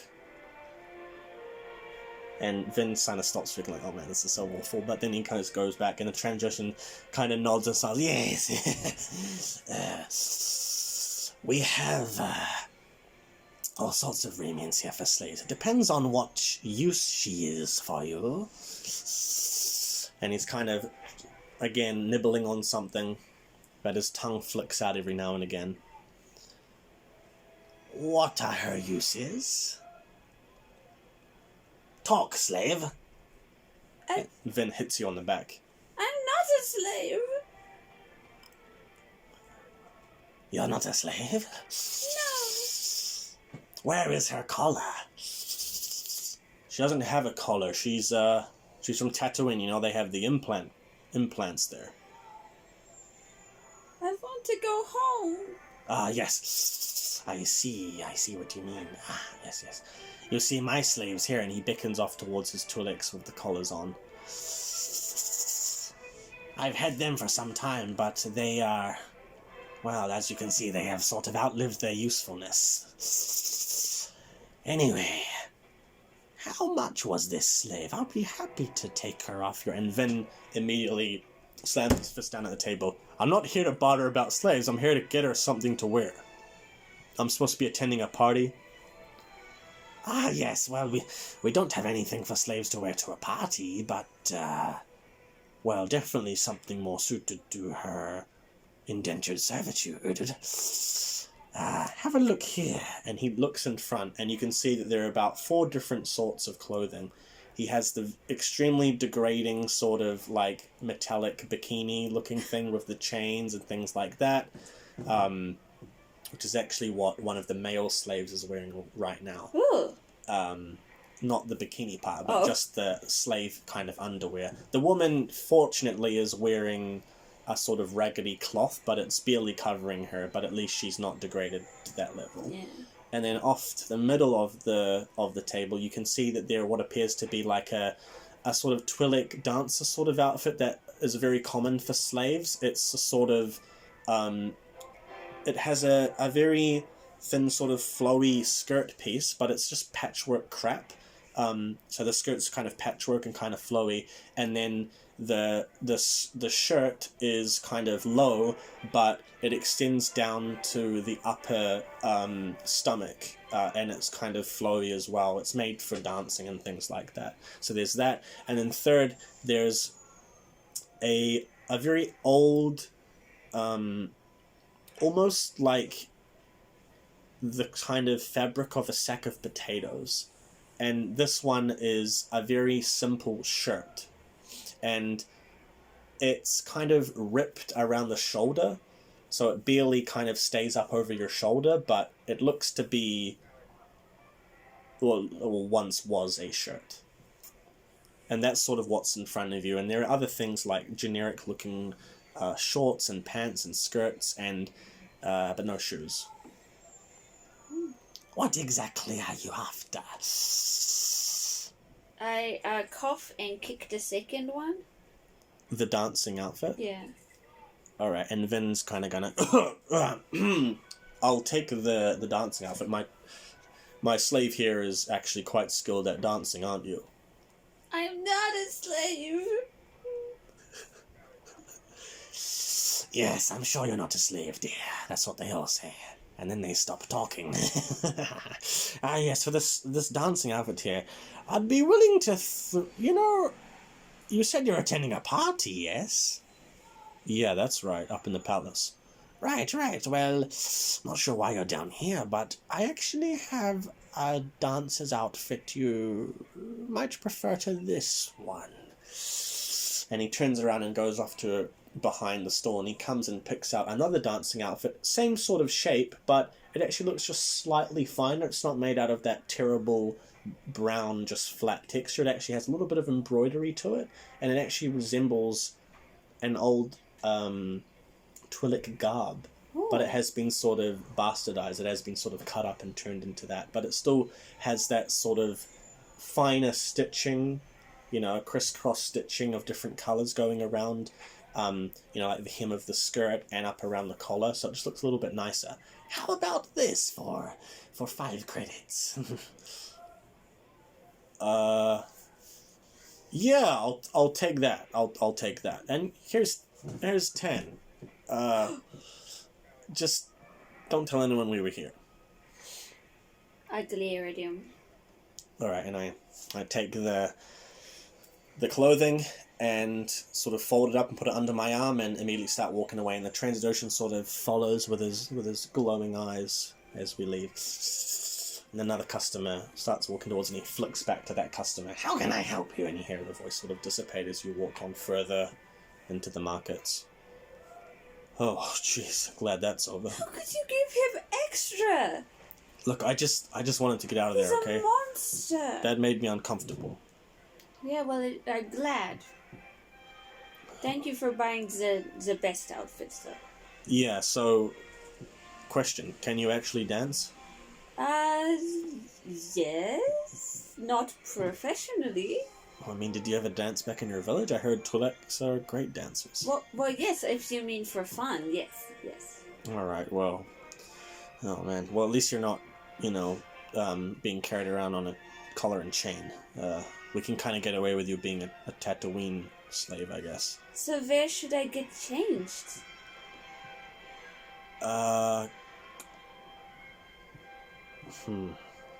And Vin's gonna kind of look around, and then he's suddenly gonna grab you by the arm and gently and kind of push off out of the market and down towards the buildings where there are some alleyways. How about just, get changed down there? You want me to get changed in the public? No, just go down the alleyway and I'll block off, so no one can see. There no peeking. I won't. Okay. So, I hand Fulu to Hett. Fulu, no peeking either. I never peek. I know. And Hett's... Fulu, you watch Vin. So Fulu's watching Vin. Is Hett holding Fulu? Yeah. Yeah, so Hett's kind of standing off trying to block as well, but you can actually see that Hett's kind of looking back a little bit. And then Vin's going to look down and slap him on the head. Alright. And yeah, in a jiffy you are changed into this slave outfit, and it's dancing slave outfit kind of thing. And it's kind of goes around the collar. It droops a little bit, like the straps have kind of worn down, but it goes down a little bit. But then the sort of the torn sort of V-shaped shirt drapes down to your belly button almost, so you can see your stomach a little bit, but then the bottom part of the skirt is actually the finer part of the piece. It's very well tailored to someone your size, and it flows kind of nicely and don't look too bad, all things considered. Hett, can you keep my things in your bag or anything? Yeah, they no problem. both peeked. I didn't peek. I only looked a little bit. And Hett's going to snatch the clothes off and put them in. Oh, you're going to leave that on, and you've got your braces still on. Yes, you said that it looked enough like a cuff. Oh, right. Yeah, okay. So if anything happens, you can use that. Yes, I will carry Fulu, but if anyone asks, you have to say he is yours. Yeah, he's my very special plant that I take everywhere, who can also talk, and you carry him because that's your purpose. Please don't say that. That doesn't sound very convincing. No, you're right, and... He's your translator. Yeah, right, he's my translator because you only speak Twi'leki, you don't speak Common. How about that? No, I think I should definitely speak Common, but he's a Hett translator or any other one. Right, okay. He's got a protocol droid programming in him, and he can translate. Yes. Alright, now, I guess from here on out we should take some transport down there. We're not going to make it to the palace in time walking. Yeah, we better hurry. And almost like before you can even finish saying that, it seems like a droid has picked it up on your hearing saying the word transport. Because you're kind of only slightly off down an alleyway, and a droid just appears, and it's a droid that's attached to a cart. Wow. And it kind of looks at you.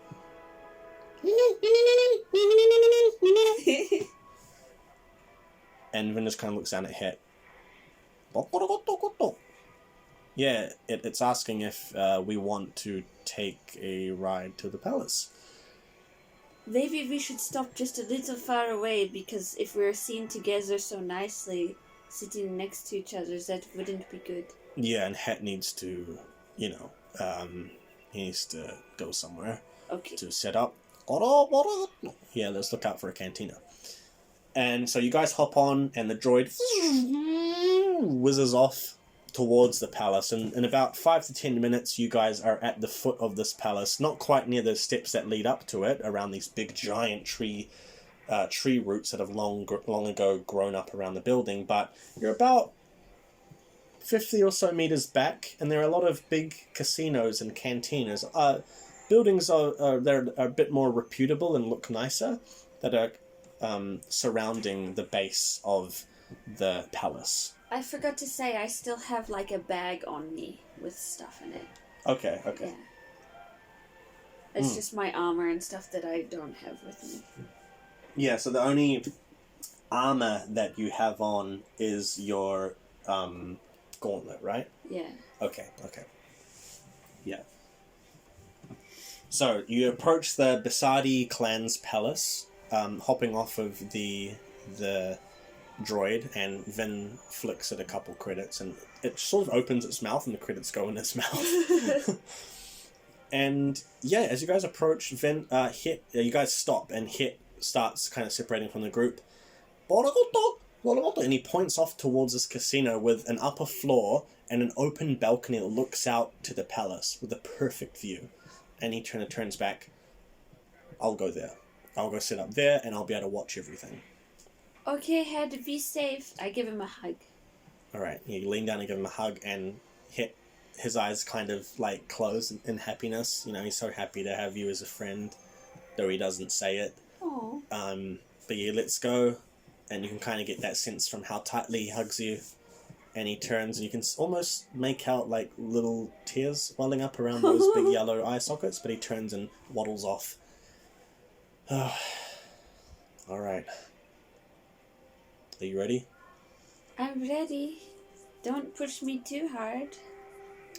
Yeah, by the way, and as you guys start walking towards the palace, there are other guests wearing very fine robes who have come up in speeder bikes and bigger speeders and carriages and similar to what you guys came up in. All of them are starting to converge and head up into the palace. Yeah, was I pushing you too hard before?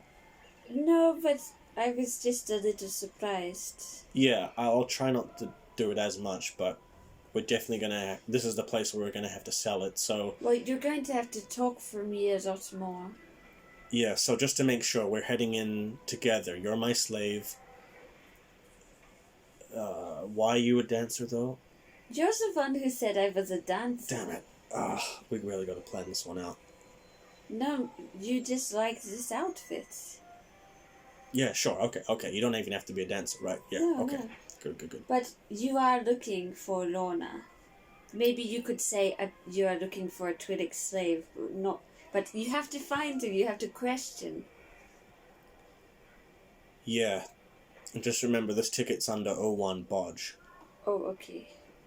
So, at least when we get in, we got to make sure that whoever sees us causing any mischief up top isn't gonna, get 01 in trouble. That will be fine. Yeah, okay. One can just say someone took his ticket. Alright, so... We are going to cause mischief. So, you guys start heading up the steps to the palace, and it's this very huge door that arches up, and the doors have been pushed wide open. These ancient sort of iron... a sort of weathered teal colour, and it has a sculpture coming out of it of some big snake-like creature. Doors are wide open and people are just filing in. You can see that there are Nikto guards spaced throughout the entranceway that's about 50 to 60 feet wide. And as you move forward, one of the guards is already looking off in your direction, ready to see your identification. Yeah, and I look down and stay just at Vyndir's side. Yeah. Alright, and Vin sort of adjusts his posture a little bit, a bit taller, and he already has his data pad out, and he is walking up towards the Nikto guard. Identification, please. Identification. Alright, thanks. Alright, identification. And then he looks on over to you. And Vin, identification, please. Yeah, it's right here. And Vin holds up the data pad. A 1 bodge, 1 person. Alright, and looks on over at you, Kiera. Is this one with you? Yeah, she's my slave. And he kind of looks at her, looks at you. Is that so? Yep. Says that your name's O1 Bodge? Yeah, that's right. That's a very, Juros name, isn't it? You don't look like a Juros. No, I'm Umbaran. Well, why is your name O1 Bodge? Well, let's just say that, my mother's father's father was a Juros, but ever since then, my family, even though they've continued the name of Juros, Jurosian kind of names, seems like, like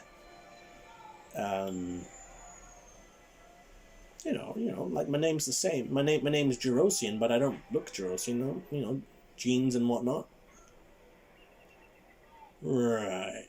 And now Vin is going to roll for this. Fingers crossed. And just with your acting and you playing the part of the slave, he's going to add a boost dice to this. So he's going to roll a perception check. Oh, no, not perception. Blah, blah, blah. Coercion. Is it coercion? That's what it is, eh? Yellow, green. Yellow, green. Ooh, 1 advantage. Okay, I'll count that as a success. Master Bodge is telling the truth. Quiet! And Vin's gonna turn back to you and not hit you, but just go, huh. Alright then, well, it's the first time that's ever happened to me, but Mr. Bodge, have a good party. Enjoy. And he puts his arm out and lets you guys walk in. Alright. We did it, Vin. Quiet. Alright. So now, and as you guys walk in, you can see this very large entrance hall. It's not magnificent in a conventional way. It's more of the size that's magnificent. The room sort of lacks any intricate, designs or beautiful mosaics or anything like that. It's more so that it's just a very large building, and the ceiling sort of curves around at the top and just looks very dominating. Dwarfs the many people inside, makes them look like ants, that kind of thing. That's the kind of foreboding feeling you get as you walk in. But anyway, by now the guests are all sort of gathered around 4 central elevator shafts, very large ones that all head up. And they're all getting in one by one into the lift, shooting up, and then another lift is ready to take the next people, and they're slowly filing in one by one. And the groups are sort of converging almost subconsciously. They're not really thinking about it, but they're sort of pulling off into 4 little lines, 4 groups to hit up these elevator shafts. And Vin and Kiera, you guys are off to the right-hand side, heading off to the furthermost right group. And there are some guards either side of each of the elevator doors waiting to put everyone in. Alright, well, this is it. We got through the main door, but we just need to get out the elevators now. You alright? Yes, I'm not sure. Where is everybody going? Up to the top, I'm assuming up to the party. Is that where he is? If he's arrived. But, like that guard said back at the Black Sun place, they probably said, "Why are you talking to your slave like that?" And Vin turns, you can see a very large Powan standing, towering above all of you. He's about 9 feet tall, and he's got this very tight crimson cloak around his skeletal frame. His head looks like almost skull-like with these very long, wrinkly streaks that go all the way down his face and these golden piercing eyes. He almost looks like a vampire. And his collar goes and billows out from the shoulders and around behind his back. And he has these very long limbs, but very short fingers, and he kind of has them clasped. Why are you talking to your slave like that? It's none of your business. Oh, well, I suppose it isn't, but if you are attending the party like the rest of us, you should address your slave in the manner we all do. Which is what exactly? Well, you really don't know about slave etiquette, do you? Would you like me to demonstrate? And he goes to actually go to grab you, and then Vin is going to shoot out an arm. How I use my slave is my own business, not yours. Apologies. And the Powan smiles, and he has these very disgusting yellow gold teeth that are sharpened. Very, very sharp, jutting diagonally along his mouth, and he smiles.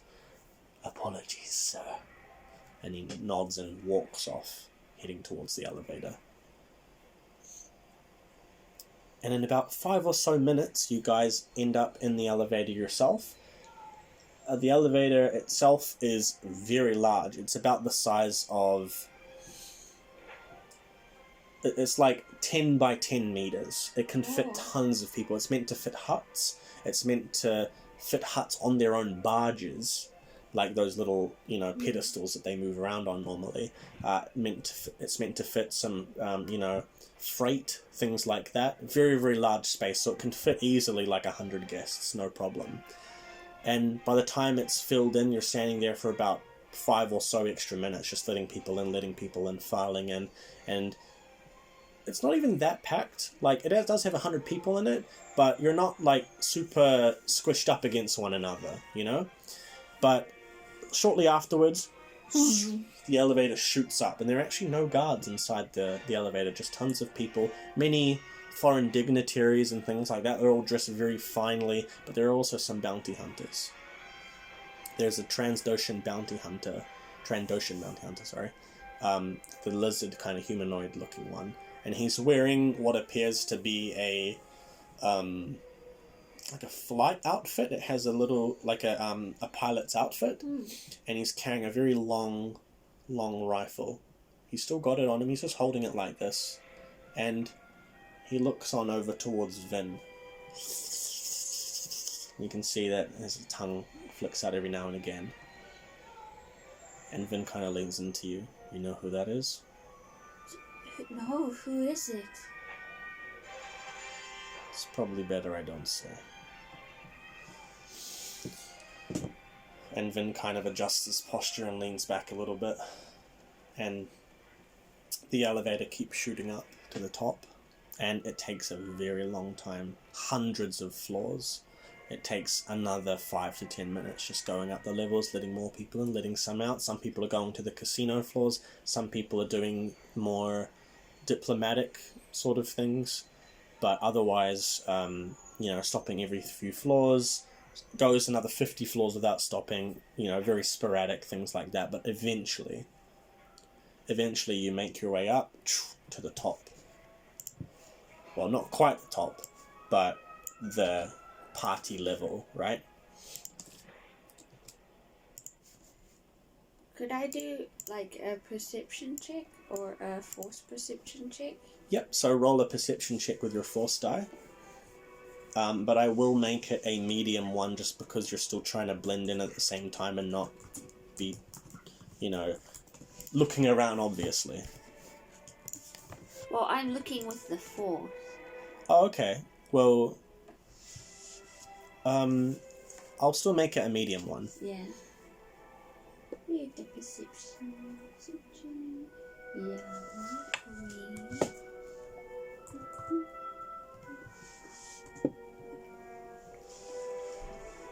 Alright.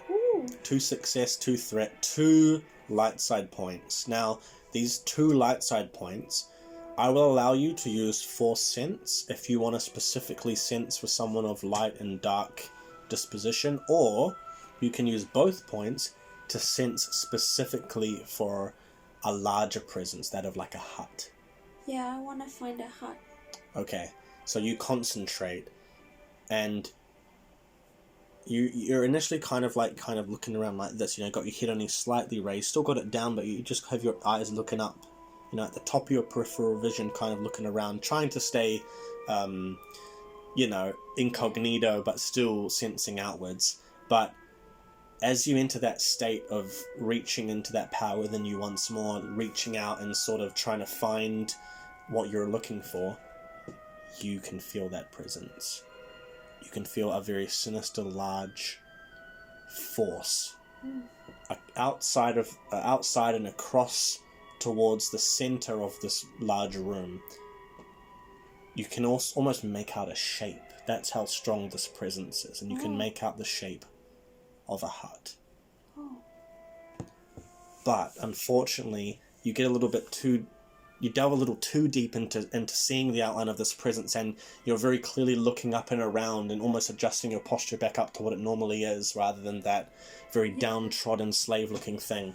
And there are people actually looking at you as, you're wearing this sort of slave-looking outfit, but you're behaving, in that way. And they're looking at you, and they're whispering and making conversation amongst themselves, and Vin starts hitting you on the shoulder. Kiera. What? Oh, sorry. And you go back down to that slave position. People are now looking at you. Look, I don't know what you're doing, but just stop. But I found the hut. Wait, where is he? He's over there. Where? And I, try to point. To the center of the room? To where he is, yeah. The center of the room. But you said outside in the center of the room. Yeah, so you can, so the doors have opened and people are starting to file out, but you guys haven't gone yet. But yeah, you can see in the center of the room there is something going on. Basically the way it works is like this. I'll show you a picture of it. Yay. Give me a second.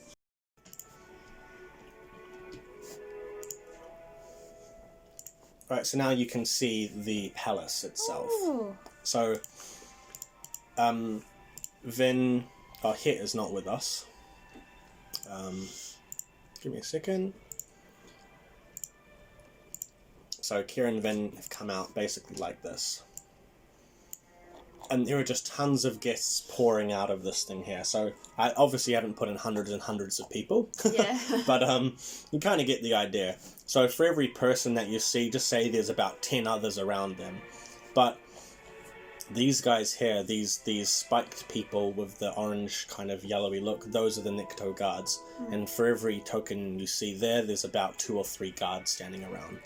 But you can see out in the center of the room, guarded by just 30 to 40 guards, is a hut. You're not sure who, but you can make out the shape of it as you come out of the elevator. Alright, so what would you like to do? You can kind of direct Vyn and Kiera where to go.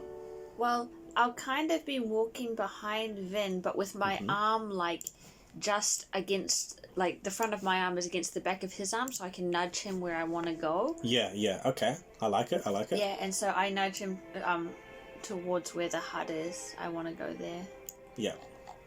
Alright, so you guys make your way up to about here in the sort of lobby entrance area to get further into this party event or festival area. And just let me change the music. Sorry. It's not relaxed, it's tense. There are about 4 to 6 guards either side of you, and they're making conversation amongst themselves, but as they see you come close, they kind of a little bit intrigued by this Mandalorian-looking fellow with a Twi'lek dancer. One of the guards walks on over. What is your business here tonight? What do you mean I'm here for the party?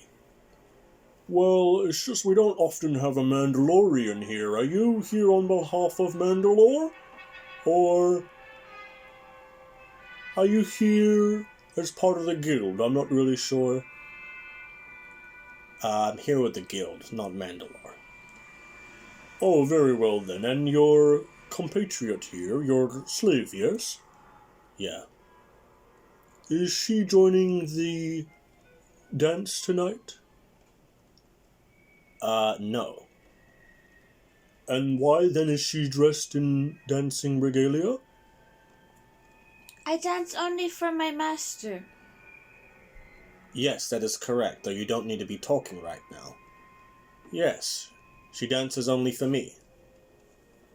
Is that so? Well, I'm not sure you know the rules here, but all of the slaves here dance for not just their masters, but his utmost as well. His utmost? Yes, his utmost. You do not know whereof I speak? No. Well, I'm not sure why you were invited then, but it is Timo the Hutt's 450th birthday. I would be happy to dance for Timo the Hutt. Much better, much better. Yes, yes, well, the dance will begin in about 10 to 15 minutes, so you best go with all the other slaves and get ready. My friend will escort you here. And one of the other guards goes and just instantly grabs you really hard by the upper arm. And he hasn't left quite yet. He's actually waiting for you to say something to Vin, almost. Here, take this, translation device, master. And I hand him Fulu. Right, yes. Thank you. And you are taken by this guard. Let me just grab him. He can go in there for now. And he takes you around the corner, and we're going to actually just follow you for now. And you are taken off the left around the corner of this large statue of some ancient warrior. And he grabs you and pulls you into this room here. And it looks like it was a little meeting hall, but it's been repurposed for all of these dances. And as you walk in, you can see that there are about 10 to 15 Twi'leks standing in the middle of the room. But these ones do not look like the ones you saw down in the market. They actually look in very good condition. In fact, some of them look very athletic, very beautiful, and some of them even have extremely extravagant regalia on, some finer than even some of the guests. It appears, just from looking at them, that this dance, perhaps, that they are doing is to impress. And so they are also wearing to impress on behalf of their masters. Oh. So some of them on their leku, on their the tentacle on the back of the head, tentacles on the back, have tattoos, very beautiful tattoos done. And although having tattoos on leku would be so painful, just incredibly painful, they look very beautiful. And then they also have at the top sometimes gold bangles and things like that. And as you approach, and the guard throws you in with all these other Twi'leks, you look to be the worst dressed among them. You're wearing a very traditional Ryloth garb, and so as some of the Twi'leks look at you, they are kind of interested in you. They look a little bit perplexed, and one of them instantly kind of walks over to you as the guard just turns and goes and stands on the other side of this counselor's table here. But yeah, this Twi'lek woman comes up to you. She looks a little bit older, but she looks very beautiful. She has a sort of light green complexion, almost like a bluish rather than a green. And she is wearing a very tight dancing outfit, but it has very beautiful gold intricate trimming throughout it, and even some gems inlaid into the top around the collarbone. And she leans in. Are you alright? I am, but I'm actually here because I want to find my sister. She is also a Twi'lek slave. Your sister? Well, what is her name? Lorna. Have you heard of her? Lorna? No, I don't believe I have. She looks like me. A pink Twi'lek? Well, that is exceedingly rare, but I doubt you would have found one here. Why wouldn't she be here? Well, if you look, there are no pink Twi'leks. Why? And looking around, you can see there are no pink ones here. You are the only pink one, because pink Twi'leks are exceedingly rare. Oh. Well, what should I do? I'm not that good at dancing. What do you mean you're not good at dancing? Like, I'm not... Are we doing a dance all together? Like, or just dancing separately? I'm a little bit confused. Your master did not send you here to dance before, His Holiness? Not on purpose. He didn't know. He didn't know? Well then, why are you wearing a dancing outfit? He wanted me to wear it. Well, I suppose you should do as your master says. And she actually kind of like subconsciously bows, even though there's no one else around. She's been very conditioned. But she seems to hold herself a little more, confidently than the other slaves around. But the other slaves are practicing dance moves and things like that as the guards stand around. And they're even down to the south of the room. There are some people just watching the slaves, kind of almost in an indecent way. But anyway, as you're talking with this Twi'lek, she kind of leans in. Well, I suppose if you're joining the dance, you should learn, no? Yes, could you help me? Yes, I want to get close to Timo the Hut. Get close to him? Why on earth would you want to get close to him? I want to try to talk to him about my sister. Why would you on earth would you want to talk to him? You cannot talk to him. And she looks down at the ground subconsciously, like then is there a way I could get to his robot so then I could get some information? I need to find my sister. I'm sorry. I don't know what this is. I'm a little bit confused. You see, you shouldn't be doing any of this. You will be killed for doing such a thing. How would I find my sister? What should I do? And she kind of exhales, and she's kind of gone a bit ahead of herself. She's kind of trying to regain her posture, her composure. Sorry. Well, if you absolutely must try and talk to him, I would suggest making your way in the dance, in the timing of the dance. Move towards him, and then he might choose you. Choose me? What do you mean? You really are not familiar with the customs at these parties. Is this your first party? Yes, this is my first party. Well, every year, Timo the Hut makes the journey from Tatooine for an extravagant celebration of His Holiness's party, birthday. At this party, he chooses a new concubine. The best dancer is chosen. That's horrible. It is. It is extremely horrible, but as horrible as it might be, many women here are trying to earn such favor. Are you? Of course I am. Why? Because of the life that he will give us. Is there any way I could get a better dress than this then? If you really do want to catch his attention, then obviously you cannot wear something like that. You need something more alluring. Where would I get that on this short notice?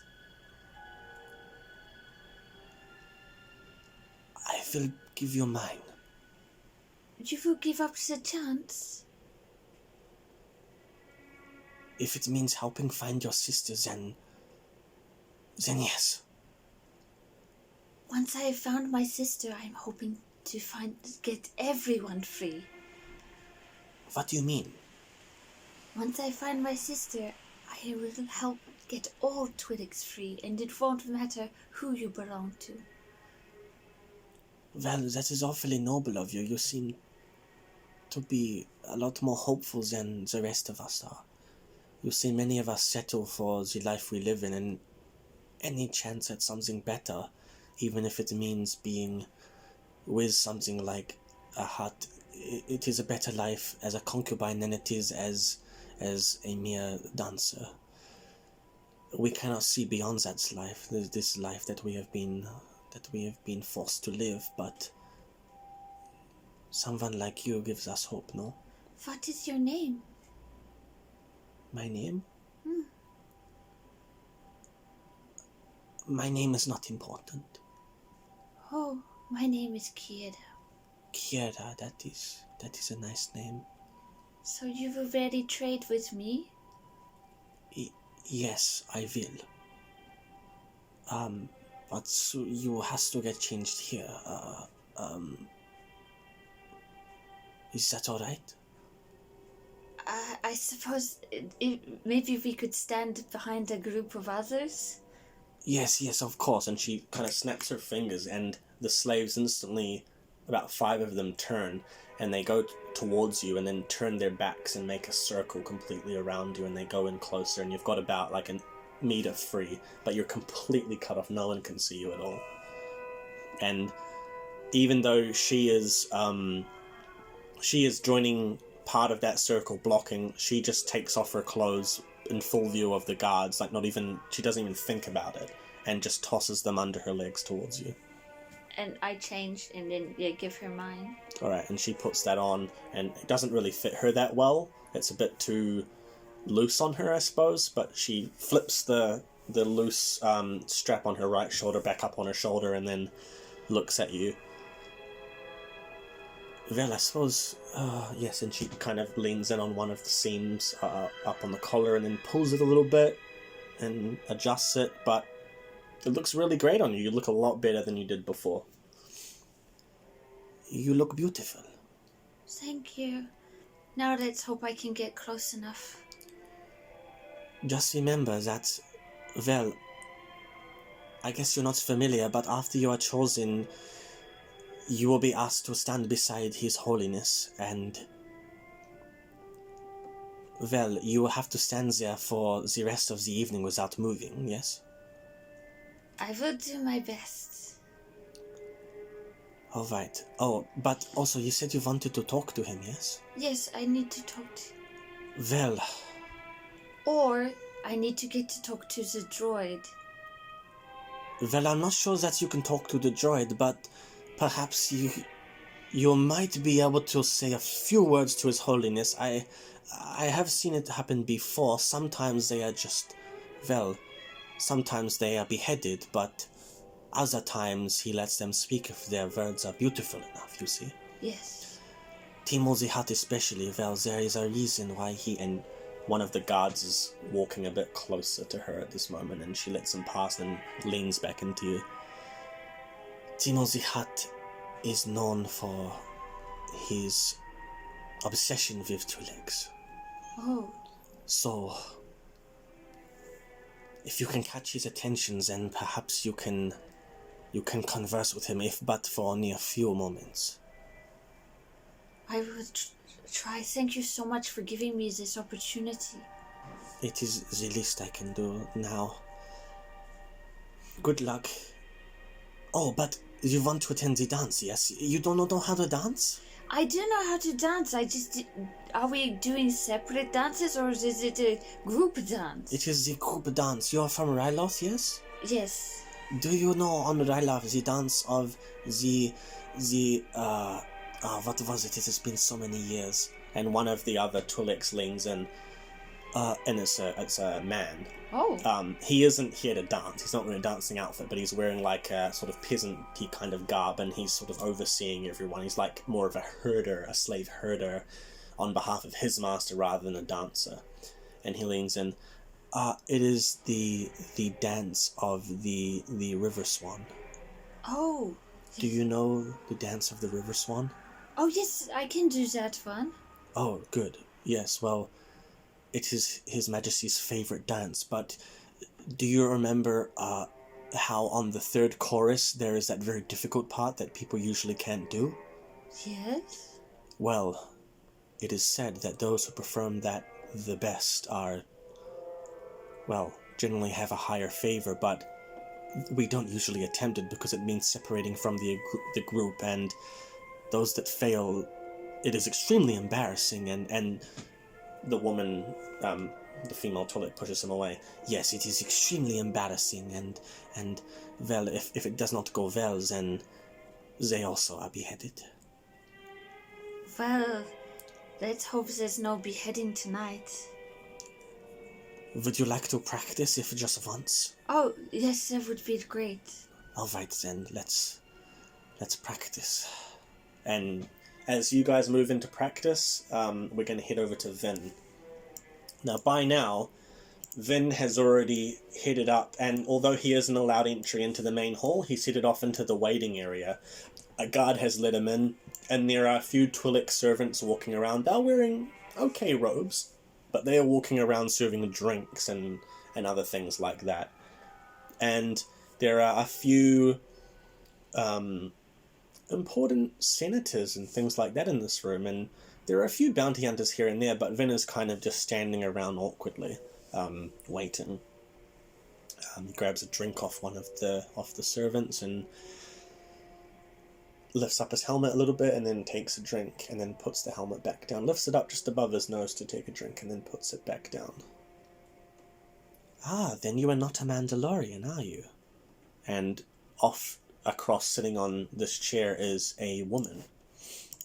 And she stands up and walks... Oh. What happened there? Here we go. Walks across the room towards him. No, I'm not. Then why are you wearing the armor of a Mandalorian? I killed the Mandalorian and took his armor. Is that so? Well, that's very impressive indeed. I am Aline. And there's just like a kind of brief silence where he's supposed to acknowledge her, but Vin has no idea who she is. Pleased to meet you? I assume you aren't acquainted with the Imperial Senate, then. I am Aline, and I oversee, well, I represent Null Hutta in the Imperial Senate. Oh, Null Hutta Hut Space has a seat on the Empire? Oh, not officially, but...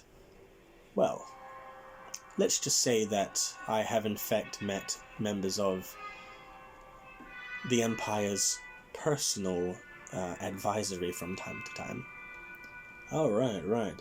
Yes, I'm quite important, as you can see. Well, what brings you to the party tonight? I'm just here for the party.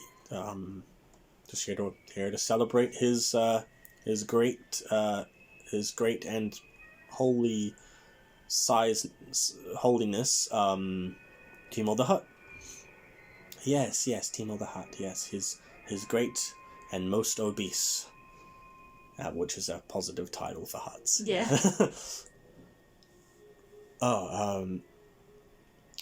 Yes. Well, anyway, when can we expect to join the main celebrations? Oh, you can join at any time. This is just a little waiting area. I assume the dance will be starting in about, a few minutes from now, if you want to catch that. You know, I don't care for such things, these Twi'leks. They repulse me. But, well, if you must watch, you can head on over to the central chambers now and, well, perhaps you could even join in on the fun afterwards. Oh, the fun afterwards? What's that about? Oh, well, after the dance, usually His Holiness chooses a few of the bounty hunters present to take some of the Twi'lek slaves for themselves, you see. Well, I won't spoil the fun. You should go and have a look for yourself. If it's your first time here, then, well, have a bit of fun. And she walks back to her chair and sits down. And Vin kind of stands there for a second. Well, alright, then let's see what this dance is about. And he heads out and heads on up into the main hall. And by now, Kiera, you have finished up practicing. And you and the Twi'leks are being moved up into the central area here, and the many foreign dignitaries and important people have moved off to the sides a little bit. Let me just move them here so you can kind of see what I'm getting at. Kind of like this, leaving a lot of space for the Twi'leks to dance. And I'll just put these here just for the sake of it there. kind of like that, right? So they're in the center of the room, like that.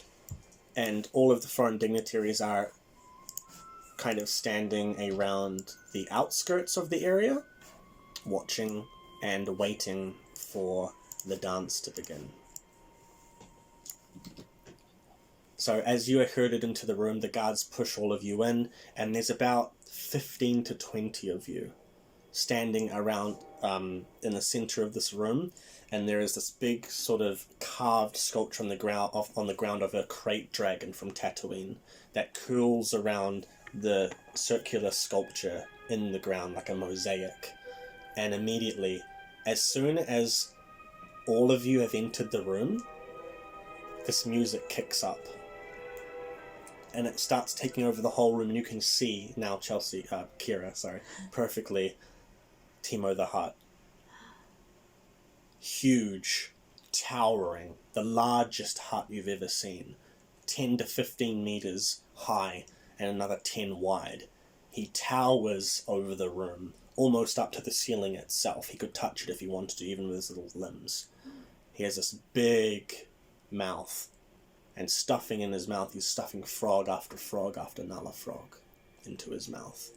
His huge green and gold eyes with the little frog-like slits are darting back and forth over the room, and he's sort of leaning back as if it's quite hard to hold himself up. Off to his side, off to his left, he's got many guards, about 10 to 15. Off to his right, he's got about 5 or so guards, and standing beside him is your typical protocol droid, but it's silver and has a few little rustic parts to it. Looks like it's been serving him for a very long time. But yeah, the music kicks up, and you can see, now that you've got your eyes trained on Timo the Hutt, he's raising one of his hands up, his little measly hands compared to his large body, and he clicks his fingers, and the click reverberates throughout the room. Then he starts edging around to the left, off towards around where the protocol droid is. You can see him just out the corner of your eye starting to come into your vision, but as the music kicks up, the click goes off. Timo the Hutt signals, and instantly all of the Twi'lek start falling into this beautiful dance with their arms extending out and their hands flowing around their head and back out again, elbows kind of meeting one another and hands passing across each other back around again, and these beautiful arrangements as their legs kick around in circular motions, all in unison. I'm going to need you. Is there a performance skill? Let's have a look. Athletics? Okay, I'm going to give you a few choices here. You can choose to do athletics or charm, but it will be a hard roll. Okay. Now, if you want to, you can also use a force die here. Oh. Basically to propel yourself with the force and try and stay in unison. Yeah. As you're in this first beat. This first chorus. Is it 2 pieces? Yeah, as a medium difficulty, yeah. And do I get a boost for training? Yeah, I will give you a boost, yeah. Oh, you did a failure and a dark side, and is that a threat? That's an advantage. Alright, so basically what's going to happen here is I'm going to allow this dark pip to cancel out the failure, but you've accessed the dark side 2 times now. Yeah. And so basically, as you are leaning into this movement, you're accessing this sort of darker part in you once more, and this sort of anger starts coming out in the dance as you're going in. You're able to keep up just ever so slightly. You definitely look like you're less experienced, but you start behaving in a way that's a lot more violent compared to the others. These very strong movements, and instantly Timo the Hutt, his position just flicks and looks at you, standing out among all these, in the first chorus even, but he's instantly fixated on you, and some of the guests are they look a little bit worried rather than impressed, and they're kind of looking at each other. But Timo the Hutt's just kind of staring at you. You can see, as you're turning and looking at his vision, you can see his kind of narrow slits in his big eyes are just following you. Mm. And after that first sort of crescendo of the first chorus in this music, the music fades into this very low sort of simple beat. Dun, dun, dun, dun. Like, you know, very simple, nothing too dramatic, just to allow the band who are playing, you can't even see the band, you're not even sure where they're playing from. They might be above you on the next floor, but the music is seeping out from somewhere, be that down or from below. But regardless, this music is playing, and while it's low, the dancers are sort of just in this very low movement right now. They've kind of gotten low on the floor, their legs are very spread out, and their arms are sort of weaving around very slowly to allow them rest as well. And then the music kicks up again, and the dancers all leap up into the sky, and they flip around, and all of them do not quite a forward flip, but a spin and a twirl in the air, and then land on their feet once more, down low, with their arms outstretched. And in the second chorus, they start twirling around again in those familiar motions, like a swan dancing on the lake. Roll again.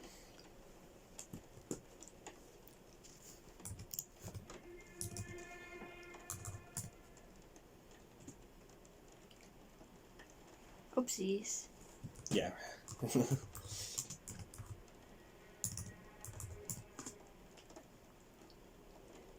Alright, 2 success and 2 light points. Alright, so that's a really great success. So, do you want to explain what you do in the second chorus? Like, is there anything you do differently? Do you want to fit in, or do you want to impress? I want to impress. Alright, so in the second chorus, instead of the very violent actions you did before, you find that well of calmness once more within you, and you kind of calm yourself, and your limbs become as fluid as water itself, as the air itself, as a bird, you know, kind of gracefully flying in the air in the skies above the Ryloth, right? Everyone is twirling around in the air, but again, you catch his attention with a very sort of juxtaposed performance of the first chorus. It's almost like, you know, telling a story, or the different sort of emotions you get with a piece of music and then another piece. It's showing all these different parts of you, and you show in this second chorus this softer part, this flowing part. It's not violent or angry, it's beautiful and graceful and free. But although it's free, it captures Timo the Hutt's gaze once more, and he is just perplexed, and he is confused, but he can't stop watching. You have his attention completely, and you have the attention of everyone in the room as you are dancing. Including Vin. Including Vin. Vin has actually stopped, and he's like, what the heck is she doing? And where did she learn to dance? Anyway, yeah, so you reach the end of the second chorus, and it's just this beautiful display, and even some of the other dancers, they're sweating nervously because they're looking at you, they're seeing how well you're dancing, this newbie who's come out of nowhere, barely any training, the only pink Twi'lek in the whole room. And you have everyone's attention with your beautiful, you know, slightly flowing with little bits of lace at the bottom of your outfit. The gems are gleaming as the light refracts off it as you twirl around, right? And then the music goes down once more, and people in this little interlude, and the dancers are resting and they're doing their small movements. The people are whispering amongst them. Pink Twi'lek, we haven't seen one of those in about 50 years or so. Oh wow, well, she's definitely going to win, isn't she? Oh my goodness, I don't think the Hutt is ever going to pass up an opportunity with someone like her. You can hear the voices carrying around the room, and Vin's catching wind of this too. In this moment, while everyone's distracted, he's going to move up to the next group of dignitaries, and these people look very fine. These are the utmost important people here. They are very, like, acclaimed poets, things like that, composers, you know, storytellers, things like that, politicians, you name it. They are the closest to Timo the Hutt. There's only a couple other bounty hunters in there. The most famous bounty hunters. Amongst them, you can see at the corner of your eye the Transdotion from before. You can also make out someone who appears to be in Mandalorian armor. It's greenish in color, with little streaks of red and yellow throughout it. But you're not really sure who that is, but there are a couple there, and Vin has sort of weaved into this crowd too, in between the focus on you, the obsession that everyone has in the room on your dancing. And then the music swells up, the highest it's ever been. It's crescendo in this composition, and all of the dancers leap up again, but this time they leap up and they flip twice in midair. Some of them 3 times, some of them attempt a 4th, but unfortunately a couple of them smack onto the ground. Immediately the guards come up and drag them off to try and make sure that Timo the Hutt didn't see. And then they continue onwards. Now I need you to roll again, but this time add another purple dice.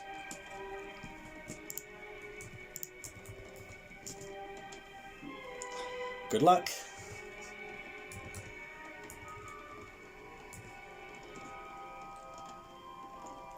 Oh, a success, an advantage, and a light. Oh, you're so lucky. Wow.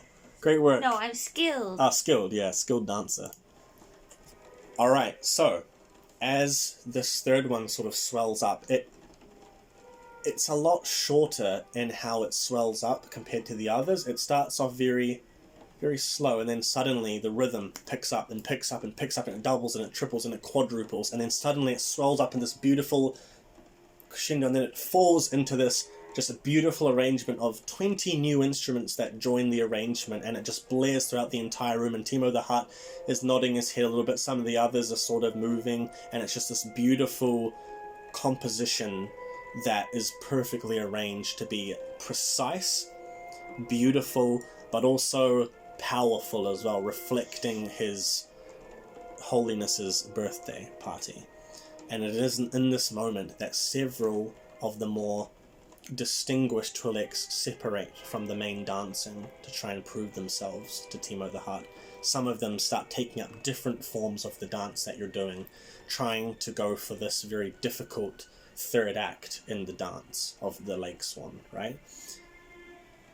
And then do you separate as well? Yes. You separate, but you separate off here in a much more of a direct line for Timo the Hutt, close to Vin as well. Vin's right there, and you can see him like just about 5 meters from you as you leap into this dance, and he's never seen you in this way before, and he's like got his helmet like off to the side, like what is happening? And he's just like holding Fulu, and Fulu's like clapping. Fulu's like clapping his hands, and he's just holding the pot plant. He made digital hands to clap. Yeah, exactly. He's got like, he's just holding Fulu like right in front of me. He's probably forgot he's even holding Fulu, and it's like, what the heck is happening? And then it happens. The beat drops, and then all that there is just clapping. Clapping. Timo the Hutt is clapping. Everyone is clapping in this perfect rhythm, and the main dancers, they've already gone back to these very low movements because they're not trying their luck this year. Maybe in a few years, maybe in a decade from now, and they've honed their skills. But a few of the other dancers, including the woman who helped you, is wearing your old garb. She is trying for it as well. Oh. And she looks over at you, and she kind of has a worried expression on her face, but also determination. Looks like she's maybe trying to outdo you. But anyway, you leap forward into this procession, and you leap up in the air, and you do, as you're in the air, you just feel something within you that you latch onto, that power once more. It is pure, and it is what is carrying you along this whole way, this entire journey, and it flings you forward, and you do a triple flip and somersault through the air, and you land gracefully on the floor. Wow. And in between the claps is when you land, but there is no noise. You make zero noise as you land. And then as you lean down onto the ground, you kind of pull yourself up in a very rhythmic way that kind of makes everyone in the room sway a little as they're watching your movements. And then you straighten up again. You bring your hands in close to your collarbones and out once more down your arms. And then you do a bow. And then the room is silent. Everyone is holding their hands, but the song is over. The other dancers are just standing there grouped up, and they are doing little bows too. And then the other Twi'leks who stood out to do their own performances as well, trying to match yours and trying to earn the favour of Timo the Hutt. They do little bows too. But Timo the Hutt is just looking at you. And his sort of long mouth turns into a smile. A big smile. And this grotesque tongue comes out of his mouth and he licks his lips. Ho ho ho ho ho ho. Ho ho ho ho ho. Bikasa tu pito kata potato ganchi sepuko. And the protocol droid walks up cautiously. Very old. Like, this protocol droid is like an elderly protocol droid. It's very slow. His Holiness Timo the Hutt would choose you. And he beckons towards you. I stand and, bow? What kind of bow do you do? Like a curtsy bow? Alright, so you do a big curtsy or a small, like how Big much? curtsy. You do a big curtsy, so you're basically almost chin to the ground, right? And your arms out, you do a curtsy. And your skirt, your dress looks very beautiful as you kind of pull at the kind of parts at the bottom of it. I rush in front of the hut Alright. and kneel. Yeah. So as you leap forward, right at the steps, the guards don't even move. This looks to be protocol. Yeah. In this case. All the other Twi'leks have now bunched up back together. They're no longer, no one else is getting chosen, right? Yeah. And they get pulled into a group, and instantly they are wheeled out of there. So let me just get rid of them. They are instantly wheeled out of the room. Well, not wheeled out. They are basically herded out by a few of the guards until it is just the many guests in the room, about 100 or so, in their own little groups, and you left in the big expanse that is left. This big empty space. You are now kneeling before this hut that towers 10 meters above you, 10 meters wide, and he looks down at you. Yo kasapotiko sanachike soto. And the protocol droid kind of leans down at you. His Holiness says, you are one of the most beautiful dancers he has ever seen. I thank you, the utmost Timo the Hutt, and if it pleases you, if I am pleasing to you, it would be my great honor if you could also take my sister, Rona, as one of us as well. The guards are kind of looking at each other like, what the heck is she doing? And Timo the Hutt, ho ho ho ho ho ho ho. Ho ho ho ho ho ho ho. Cackles and he licks his lips again, and he kind of reaches off to the side, doesn't even look, but he's reaching off to his left hand side for some more Nala tree frogs that are in this big bucket, and he grabs some, puts them into his mouth and gulps them down, and you can almost see like the fat right in front of you, big mounds of fat wobble as it starts to digest these frogs instantly. And he looks at you, these big eyes looking down at you, and they're kind of looking at every part of you. Mika-san chuki poton dansu keto sentante kapo. His Holiness Timo the Hutt asks, where is your sister? Well, that is the thing. She came here before me as a slave, and I was hoping your droid would know where she is, so we can be reunited in your service. You must address His Holiness by, firstly, Your Holiness. Your Holiness, we would love to serve you, and I would love it if your droid could have the record of my sister so we can both serve you. Right, and at this time, Vin is slowly making his way to the back of this group and around the edge of the room while people are more so focused on you and Timo the Hutt.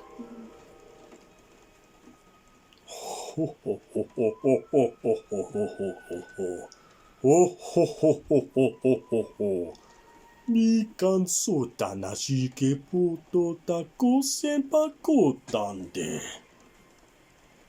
His Holiness Timo the Hutt has never taken 2 concubines before. But we are special, we are Twi'leks, and we are pink, Your Holiness. We are special, we are pink Twi'leks, we are sisters. That should make it even more exciting. She can dance better than me, she is more beautiful than me. She is the best Twi'lek that you would ever find. Oh. And he starts kind of stroking his big chin.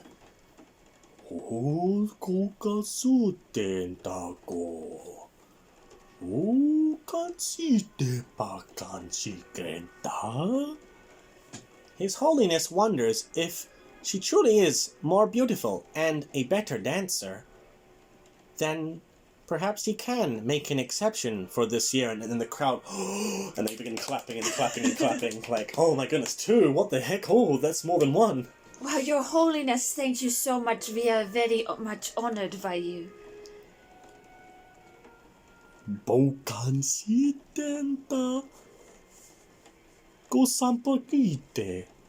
His Holiness asks, why did your sister come here before you? Where is she now?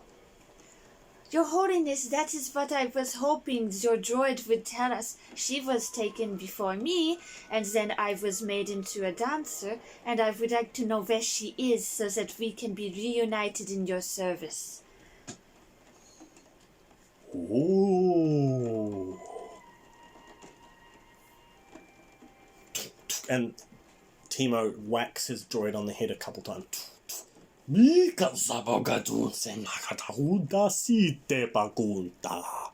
Oh. His Holiness is asking me if I know where this other sister has been sent to, and it seems I do have record of another Twi'lek of this description. What is her name? Lorna.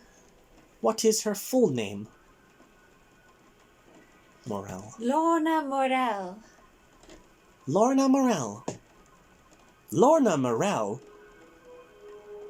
and there's a moment, a kind of flicker in his eyes, is currently serving under the royal house of Pantora.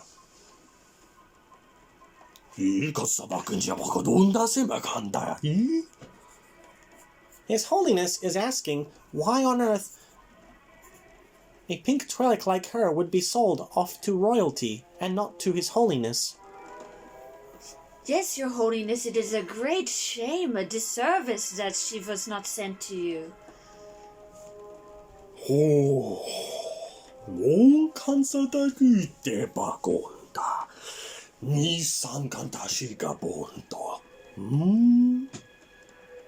His Holiness thinks that perhaps he will have to do for the time being with one of you. Will it not, Your Holiness, will it not be possible to get my sister from this place?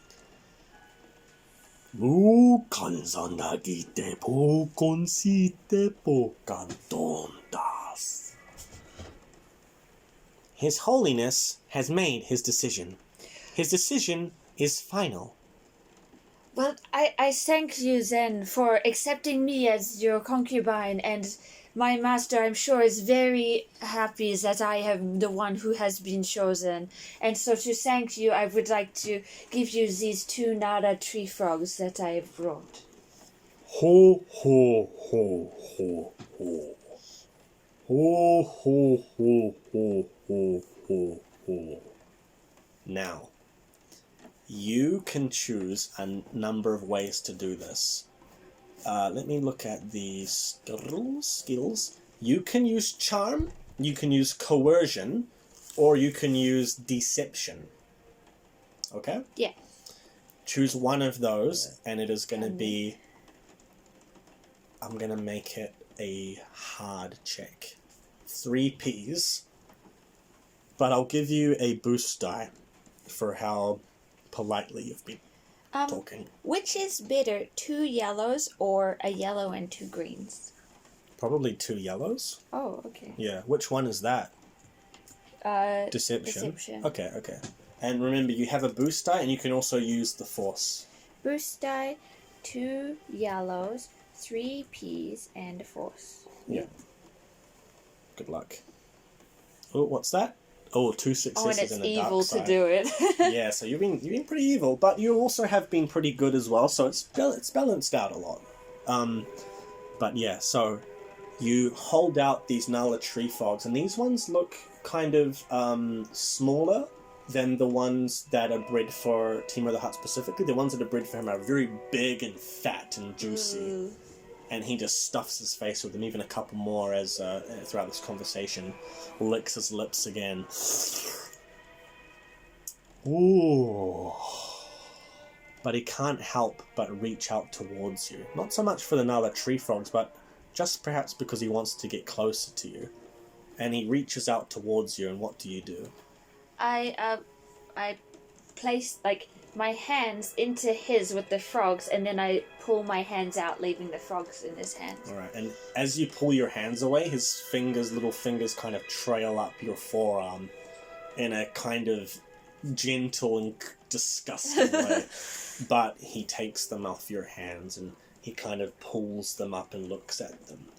Ho, ho, ho, ho, ho, ho. Ikansaka no katosen gakachike. And he just gobbles down both of them. Now, what is there exactly a description of what these do? Nala tree frogs are normal, but they can be used to deliver poisons to them, and so I had prepared them in advance with poison. What poison did you use? Did you use some of the plants? Yeah, I just made a toxic concoction. Oh, just chucked everything in and stuff you. Yeah. Have the worst death possible. Alright, so yeah, you chuck it in and he gulps it down, but nothing happens at first. It looks like it takes a while to get down to him. And I was like, yes, thank you for your highness for accepting my gracious gift, and I moved to stand next to the robot, the droid. Alright, so as you go to move, the guards lurch forward, not to restrain you or anything, but it seems like they want to escort you someplace else entirely. Not even beside, but off to perhaps get ready for being a concubine. And so they move. Oh no, please, let me say goodbye to my old master first. Alright then. And Timo the Hutt's already, the music's already starting to pick up again now that this festivity is over, this part of the celebration. But you can see Vin, you start heading on over towards the edge of the room, and Vin is waiting in the corner, and he's holding Fulu as the guard kind of stops, and the guard stands off at the door that he was going to take you through, which is a couple meters away. Sorry, let me just move you only. There you go. Vin, is Royal House of Pantora enough? Damn. Yeah, probably. So we don't need to take the droid, we can go. Yeah. How are you getting me out of here?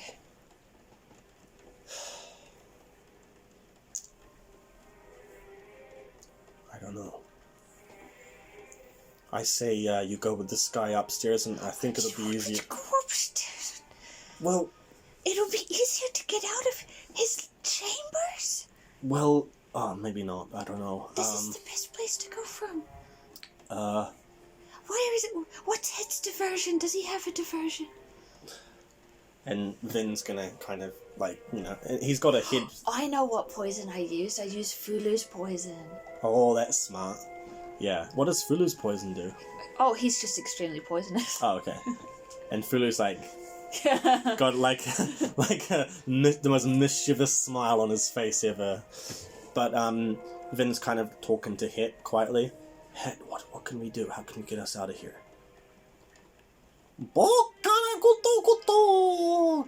And you just hear out of the corner of your kind of listening this massive explosion, and the entire side, like the left-hand side of the hut, but the right-hand side of the building just erupts. The windows smash, and concrete and roots of a tree and crap goes flying everywhere as the Umble Trespass smashes into the side of the building. And it just knocks 20 guards or so onto the ground. Here and here. And Timo the Hutt, he moves ever so slightly, but the other guards lurch forward. But as that happens, the Umble Trespass smushes at the nose of the ship into the front of the building. And you can see Hett looking over the dashboard and smiling. I take Fulu and I run straight for it. Alright, you run straight for the ship. Now, you and Vin are running across like this, and there are 2 guards here standing, or not 2, I would say about 4, so 2 and 4, that are standing right there as some other guards are moving around to go tend to some of the guests who have fallen over, but they are aiming to stop you, and Timo the Hutt is pointing down at you. I used a force push on the guards. Roll for it. You How can do I do roll it? discipline, you can roll you can roll discipline, you can roll coordination, you could even roll athletics if you want, or cool. You can kind of choose, yeah. Yeah, I'll do discipline. Alright. And what hardness? Because he's right in front of you, and it's fairly simple, only 1. Okay. Alright, what did you get? Alright, 2 success, 3 Use advantage, my and a dark dark side. Oh man, so as you lean forward to push, you're just, now that you know where Lorna is, you're just reaching out, and you're angry. You need to go and you need to see her now. You know that she's alive. You know where she is. And you push out, and 2 of them lift up into the air. And as you're pushing them, you push them back up, and they lift up above the ship and onto the wall. And they start shaking, they start vibrating. And Vin is kind of, he's going for it to reach out for his lightsaber. He's about to go and deal with that. But the 2 guards that you've got pushed up into the thing, they start being pushed into the building itself, and their bones start breaking, and they start cracking, and their limbs start snapping. And they start screaming as they're pushed into the building, like up, breaking into the side of the stony walls, until you don't even see them anymore. They're just being pushed that far in. And rock starts falling down from above. It looks like the ceiling is starting to fall. And Timo the Hutt is lurching forward and putting out his arms. Keep away, you monster! And as he lurches forward, he kind of stops. And then pulls out the crackling red lightsaber and slashes at both of the guards in front of him. 1, 2, and Timo the Hutt falls back as he sees the lightsaber, but he isn't just falling back because he's seeing it, he's frothing at the mouth now. And he's pointing. And the protocol droid is, His Holiness says, and Timo the Hutt whacks him, he's been poisoned by her. And everyone in the room's, they're too busy dealing with their own thing, they're dealing with their own crap. And by the time that they're even slightly paying attention because they're too worried about their own hides, they have no loyalty to him, it's all fake. Yeah. They are too slow to notice you walk over the bodies that you've gotten rid of. You leap up onto the ship. And can I attempt a force pull to pull the droid to me? Yep, you can. Yep, you can choose any of the same roles that you did, but this is going to be, I'm going to make it daunting. Oh. It's going to be 4 Ps. 4 Ps! Yeah. Ah. But you can have the boost dice still. Okay. Oh, unfortunately you failed, yeah. But you did get a dark side point. So as you go to pull, what you actually do is you pull out Timo the Hutt's tail from around him, how he's got it wrapped around his body, and you pull it around by accident. It sweeps the droid, but it sweeps around and catches it on like the bottom of the steps where it's kind of started to fall away, and it catches on one of the bodies, a couple of the bodies that have fallen over, and Timo the Hutt falls down. His hulking, 3 or 4 tons of him falls in front, and he falls onto the ground, and he doesn't exactly impale on anything, but just the sheer weight of his frame smashing onto this stony, perfect ground with these mosaics and whatnot, it reverberates throughout the entire room. The ground starts cracking and pieces of the ground start falling, and you can hear people screaming and trying to escape. But you're up on top of the ship now, and you can make a run for the airlock, or what do you want to do? Yeah, I want to run inside. Alright, you run for the airlock, and Hett's already got it open. The kind of, metal slip that covers it goes off to the side. Vin leaps down, and you leap down into the familiar site of the mess hall. And I look back to look for the Twi'leks, even though I can't save them. Yeah. Fortunately, none of them are in this room right now. Yeah. But many dignitaries, people of import, rich people, perhaps just terrible people, fake people, and guards. And Timo the Hutt lying there, his mouth frothing, and no one coming to help him. As Hett pulls back on the thrusters to try and make you guys pull out. The ship tries to pull back a few meters. Something's stuck on it. I can't get it out. We're stuck. Oh, damn it. And Vin pulls out his lightsaber. Again, I'm going to have to go up. And the airlock opens up again, and he goes to make a jump to try and start climbing out. What do you want to do? I want to do a perception check to see what it is that's stopping us. Alright, so you run up to the cockpit and look out the window, roll a perception check, and make it a easy check. Yay! Oh, where is it? Perception, where is it? Look green. Yeah. Yeah. 2 failures, yeah. Unfortunately, you're so preoccupied on Timo the Hutt lying there covering most of the thing, you're so distracted on the fact that he's looking at you and frothing in his eyes and his tongue. It's just distracting you so much you can't tell. But luckily, Vin's already up there and he's cutting away at the stone that's got you blocked in with the lightsaber. You can see the rocks scattering and hitting on the windscreen, the front of the ship, the window on the front, right? And it's scattering dirt and crap all over the front, but he's cutting away at it, and Hett's trying to pull away, but it's not enough. I'll climb out with him. Alright, so you climb up, you kind of just leap out. You don't even need, you'd need, to climb up because you've got the force, right? Yeah. You throw yourself out through that chute and leap up, pushing yourself with the force. Not quite doing force jump, but using a force push to push yourself out. And as you leap up, you kind of half somersault and land, and you can see that there's a huge part of rock with many stellarcites that have already temporarily formed from cracked pieces of rock that are falling down and hitting the ship. There's also a huge piece of rock that is blocking and trapping the ship in there. Get back, Vin! I say, and I put my hands on the rock and try to force push directly, from the rock. Alright, roll for it. Again, anyone you want, and this is going to be a hard 3 Ps. With a boost die, because Vin's helping cutting away at it too. Alright, 2 success, 4 advantage, 2 dark side. Alright, so as you put your hands on it, this is the first time that you're pushing something by touching it. And you actually apply too much pressure to it with your powers. It cracks away at it and shoves about 5 meters by 10 meters of rock. This huge piece of granite, basically, hurtling across the room. And it just squishes about 10 to 15 people and ends up launching over, hitting Timo the Hutt's body, smashing the droid, and smashing at the end of the room.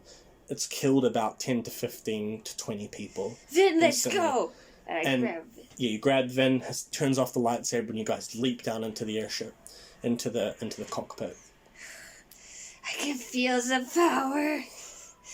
And the ship pulls out of this building, and you can see that Hett has gone through 3 different rooms before he smashed into the palace. And these rooms, as you pull out, you can see there's this little guy, this little Rhodian a little bug-eyed, fly-looking thing that's like curled up in the corner of the room. And he's like, this, as the ship pulls out, and you're just looking at him like, and the ship pulls out, and then you're met with the sight of just stone falling down onto the city below, smashing buildings, destroying just like groups of people that were there. And you can see that there are just hundreds of starships flying your direction from the spaceport, barges, fighter ships. And before you can even get a glimpse as you're kind of the ship's hovering there, the ship shoots up into the sky. Hett says, buckle your seatbelts, as you guys jump down and have to kind of, the ship is now, he hasn't even engaged the artificial gravity yet. But I don't need it, I just stand there really cool. Okay, yeah, well, you just magnetized yourself, basically. You start pulling on the kind of, on the flooring of the ship to steady yourself, but then he's like, and starts falling down. He can't even hold himself, and he goes out to reach for you. Oh, and can I grab him with the force? Yep, you can go to do it. I'm going to get you to roll for that, and it's going to be medium. Well, oh, yeah. Beep, beep, beep, beep, beep, beep, beep. Oh, a triumph. I stop him with my hand. Right, you stop, and Finn just is floating in midair. You've got him completely controlled. And then I bring him straight to me. Alright, you pull him, but you pull him a bit too strong, but not too strong that you'd hurt him, but so fast that he flies towards you and smacks you, and his helmet smushes your nose, and you're face to face with him. I got you.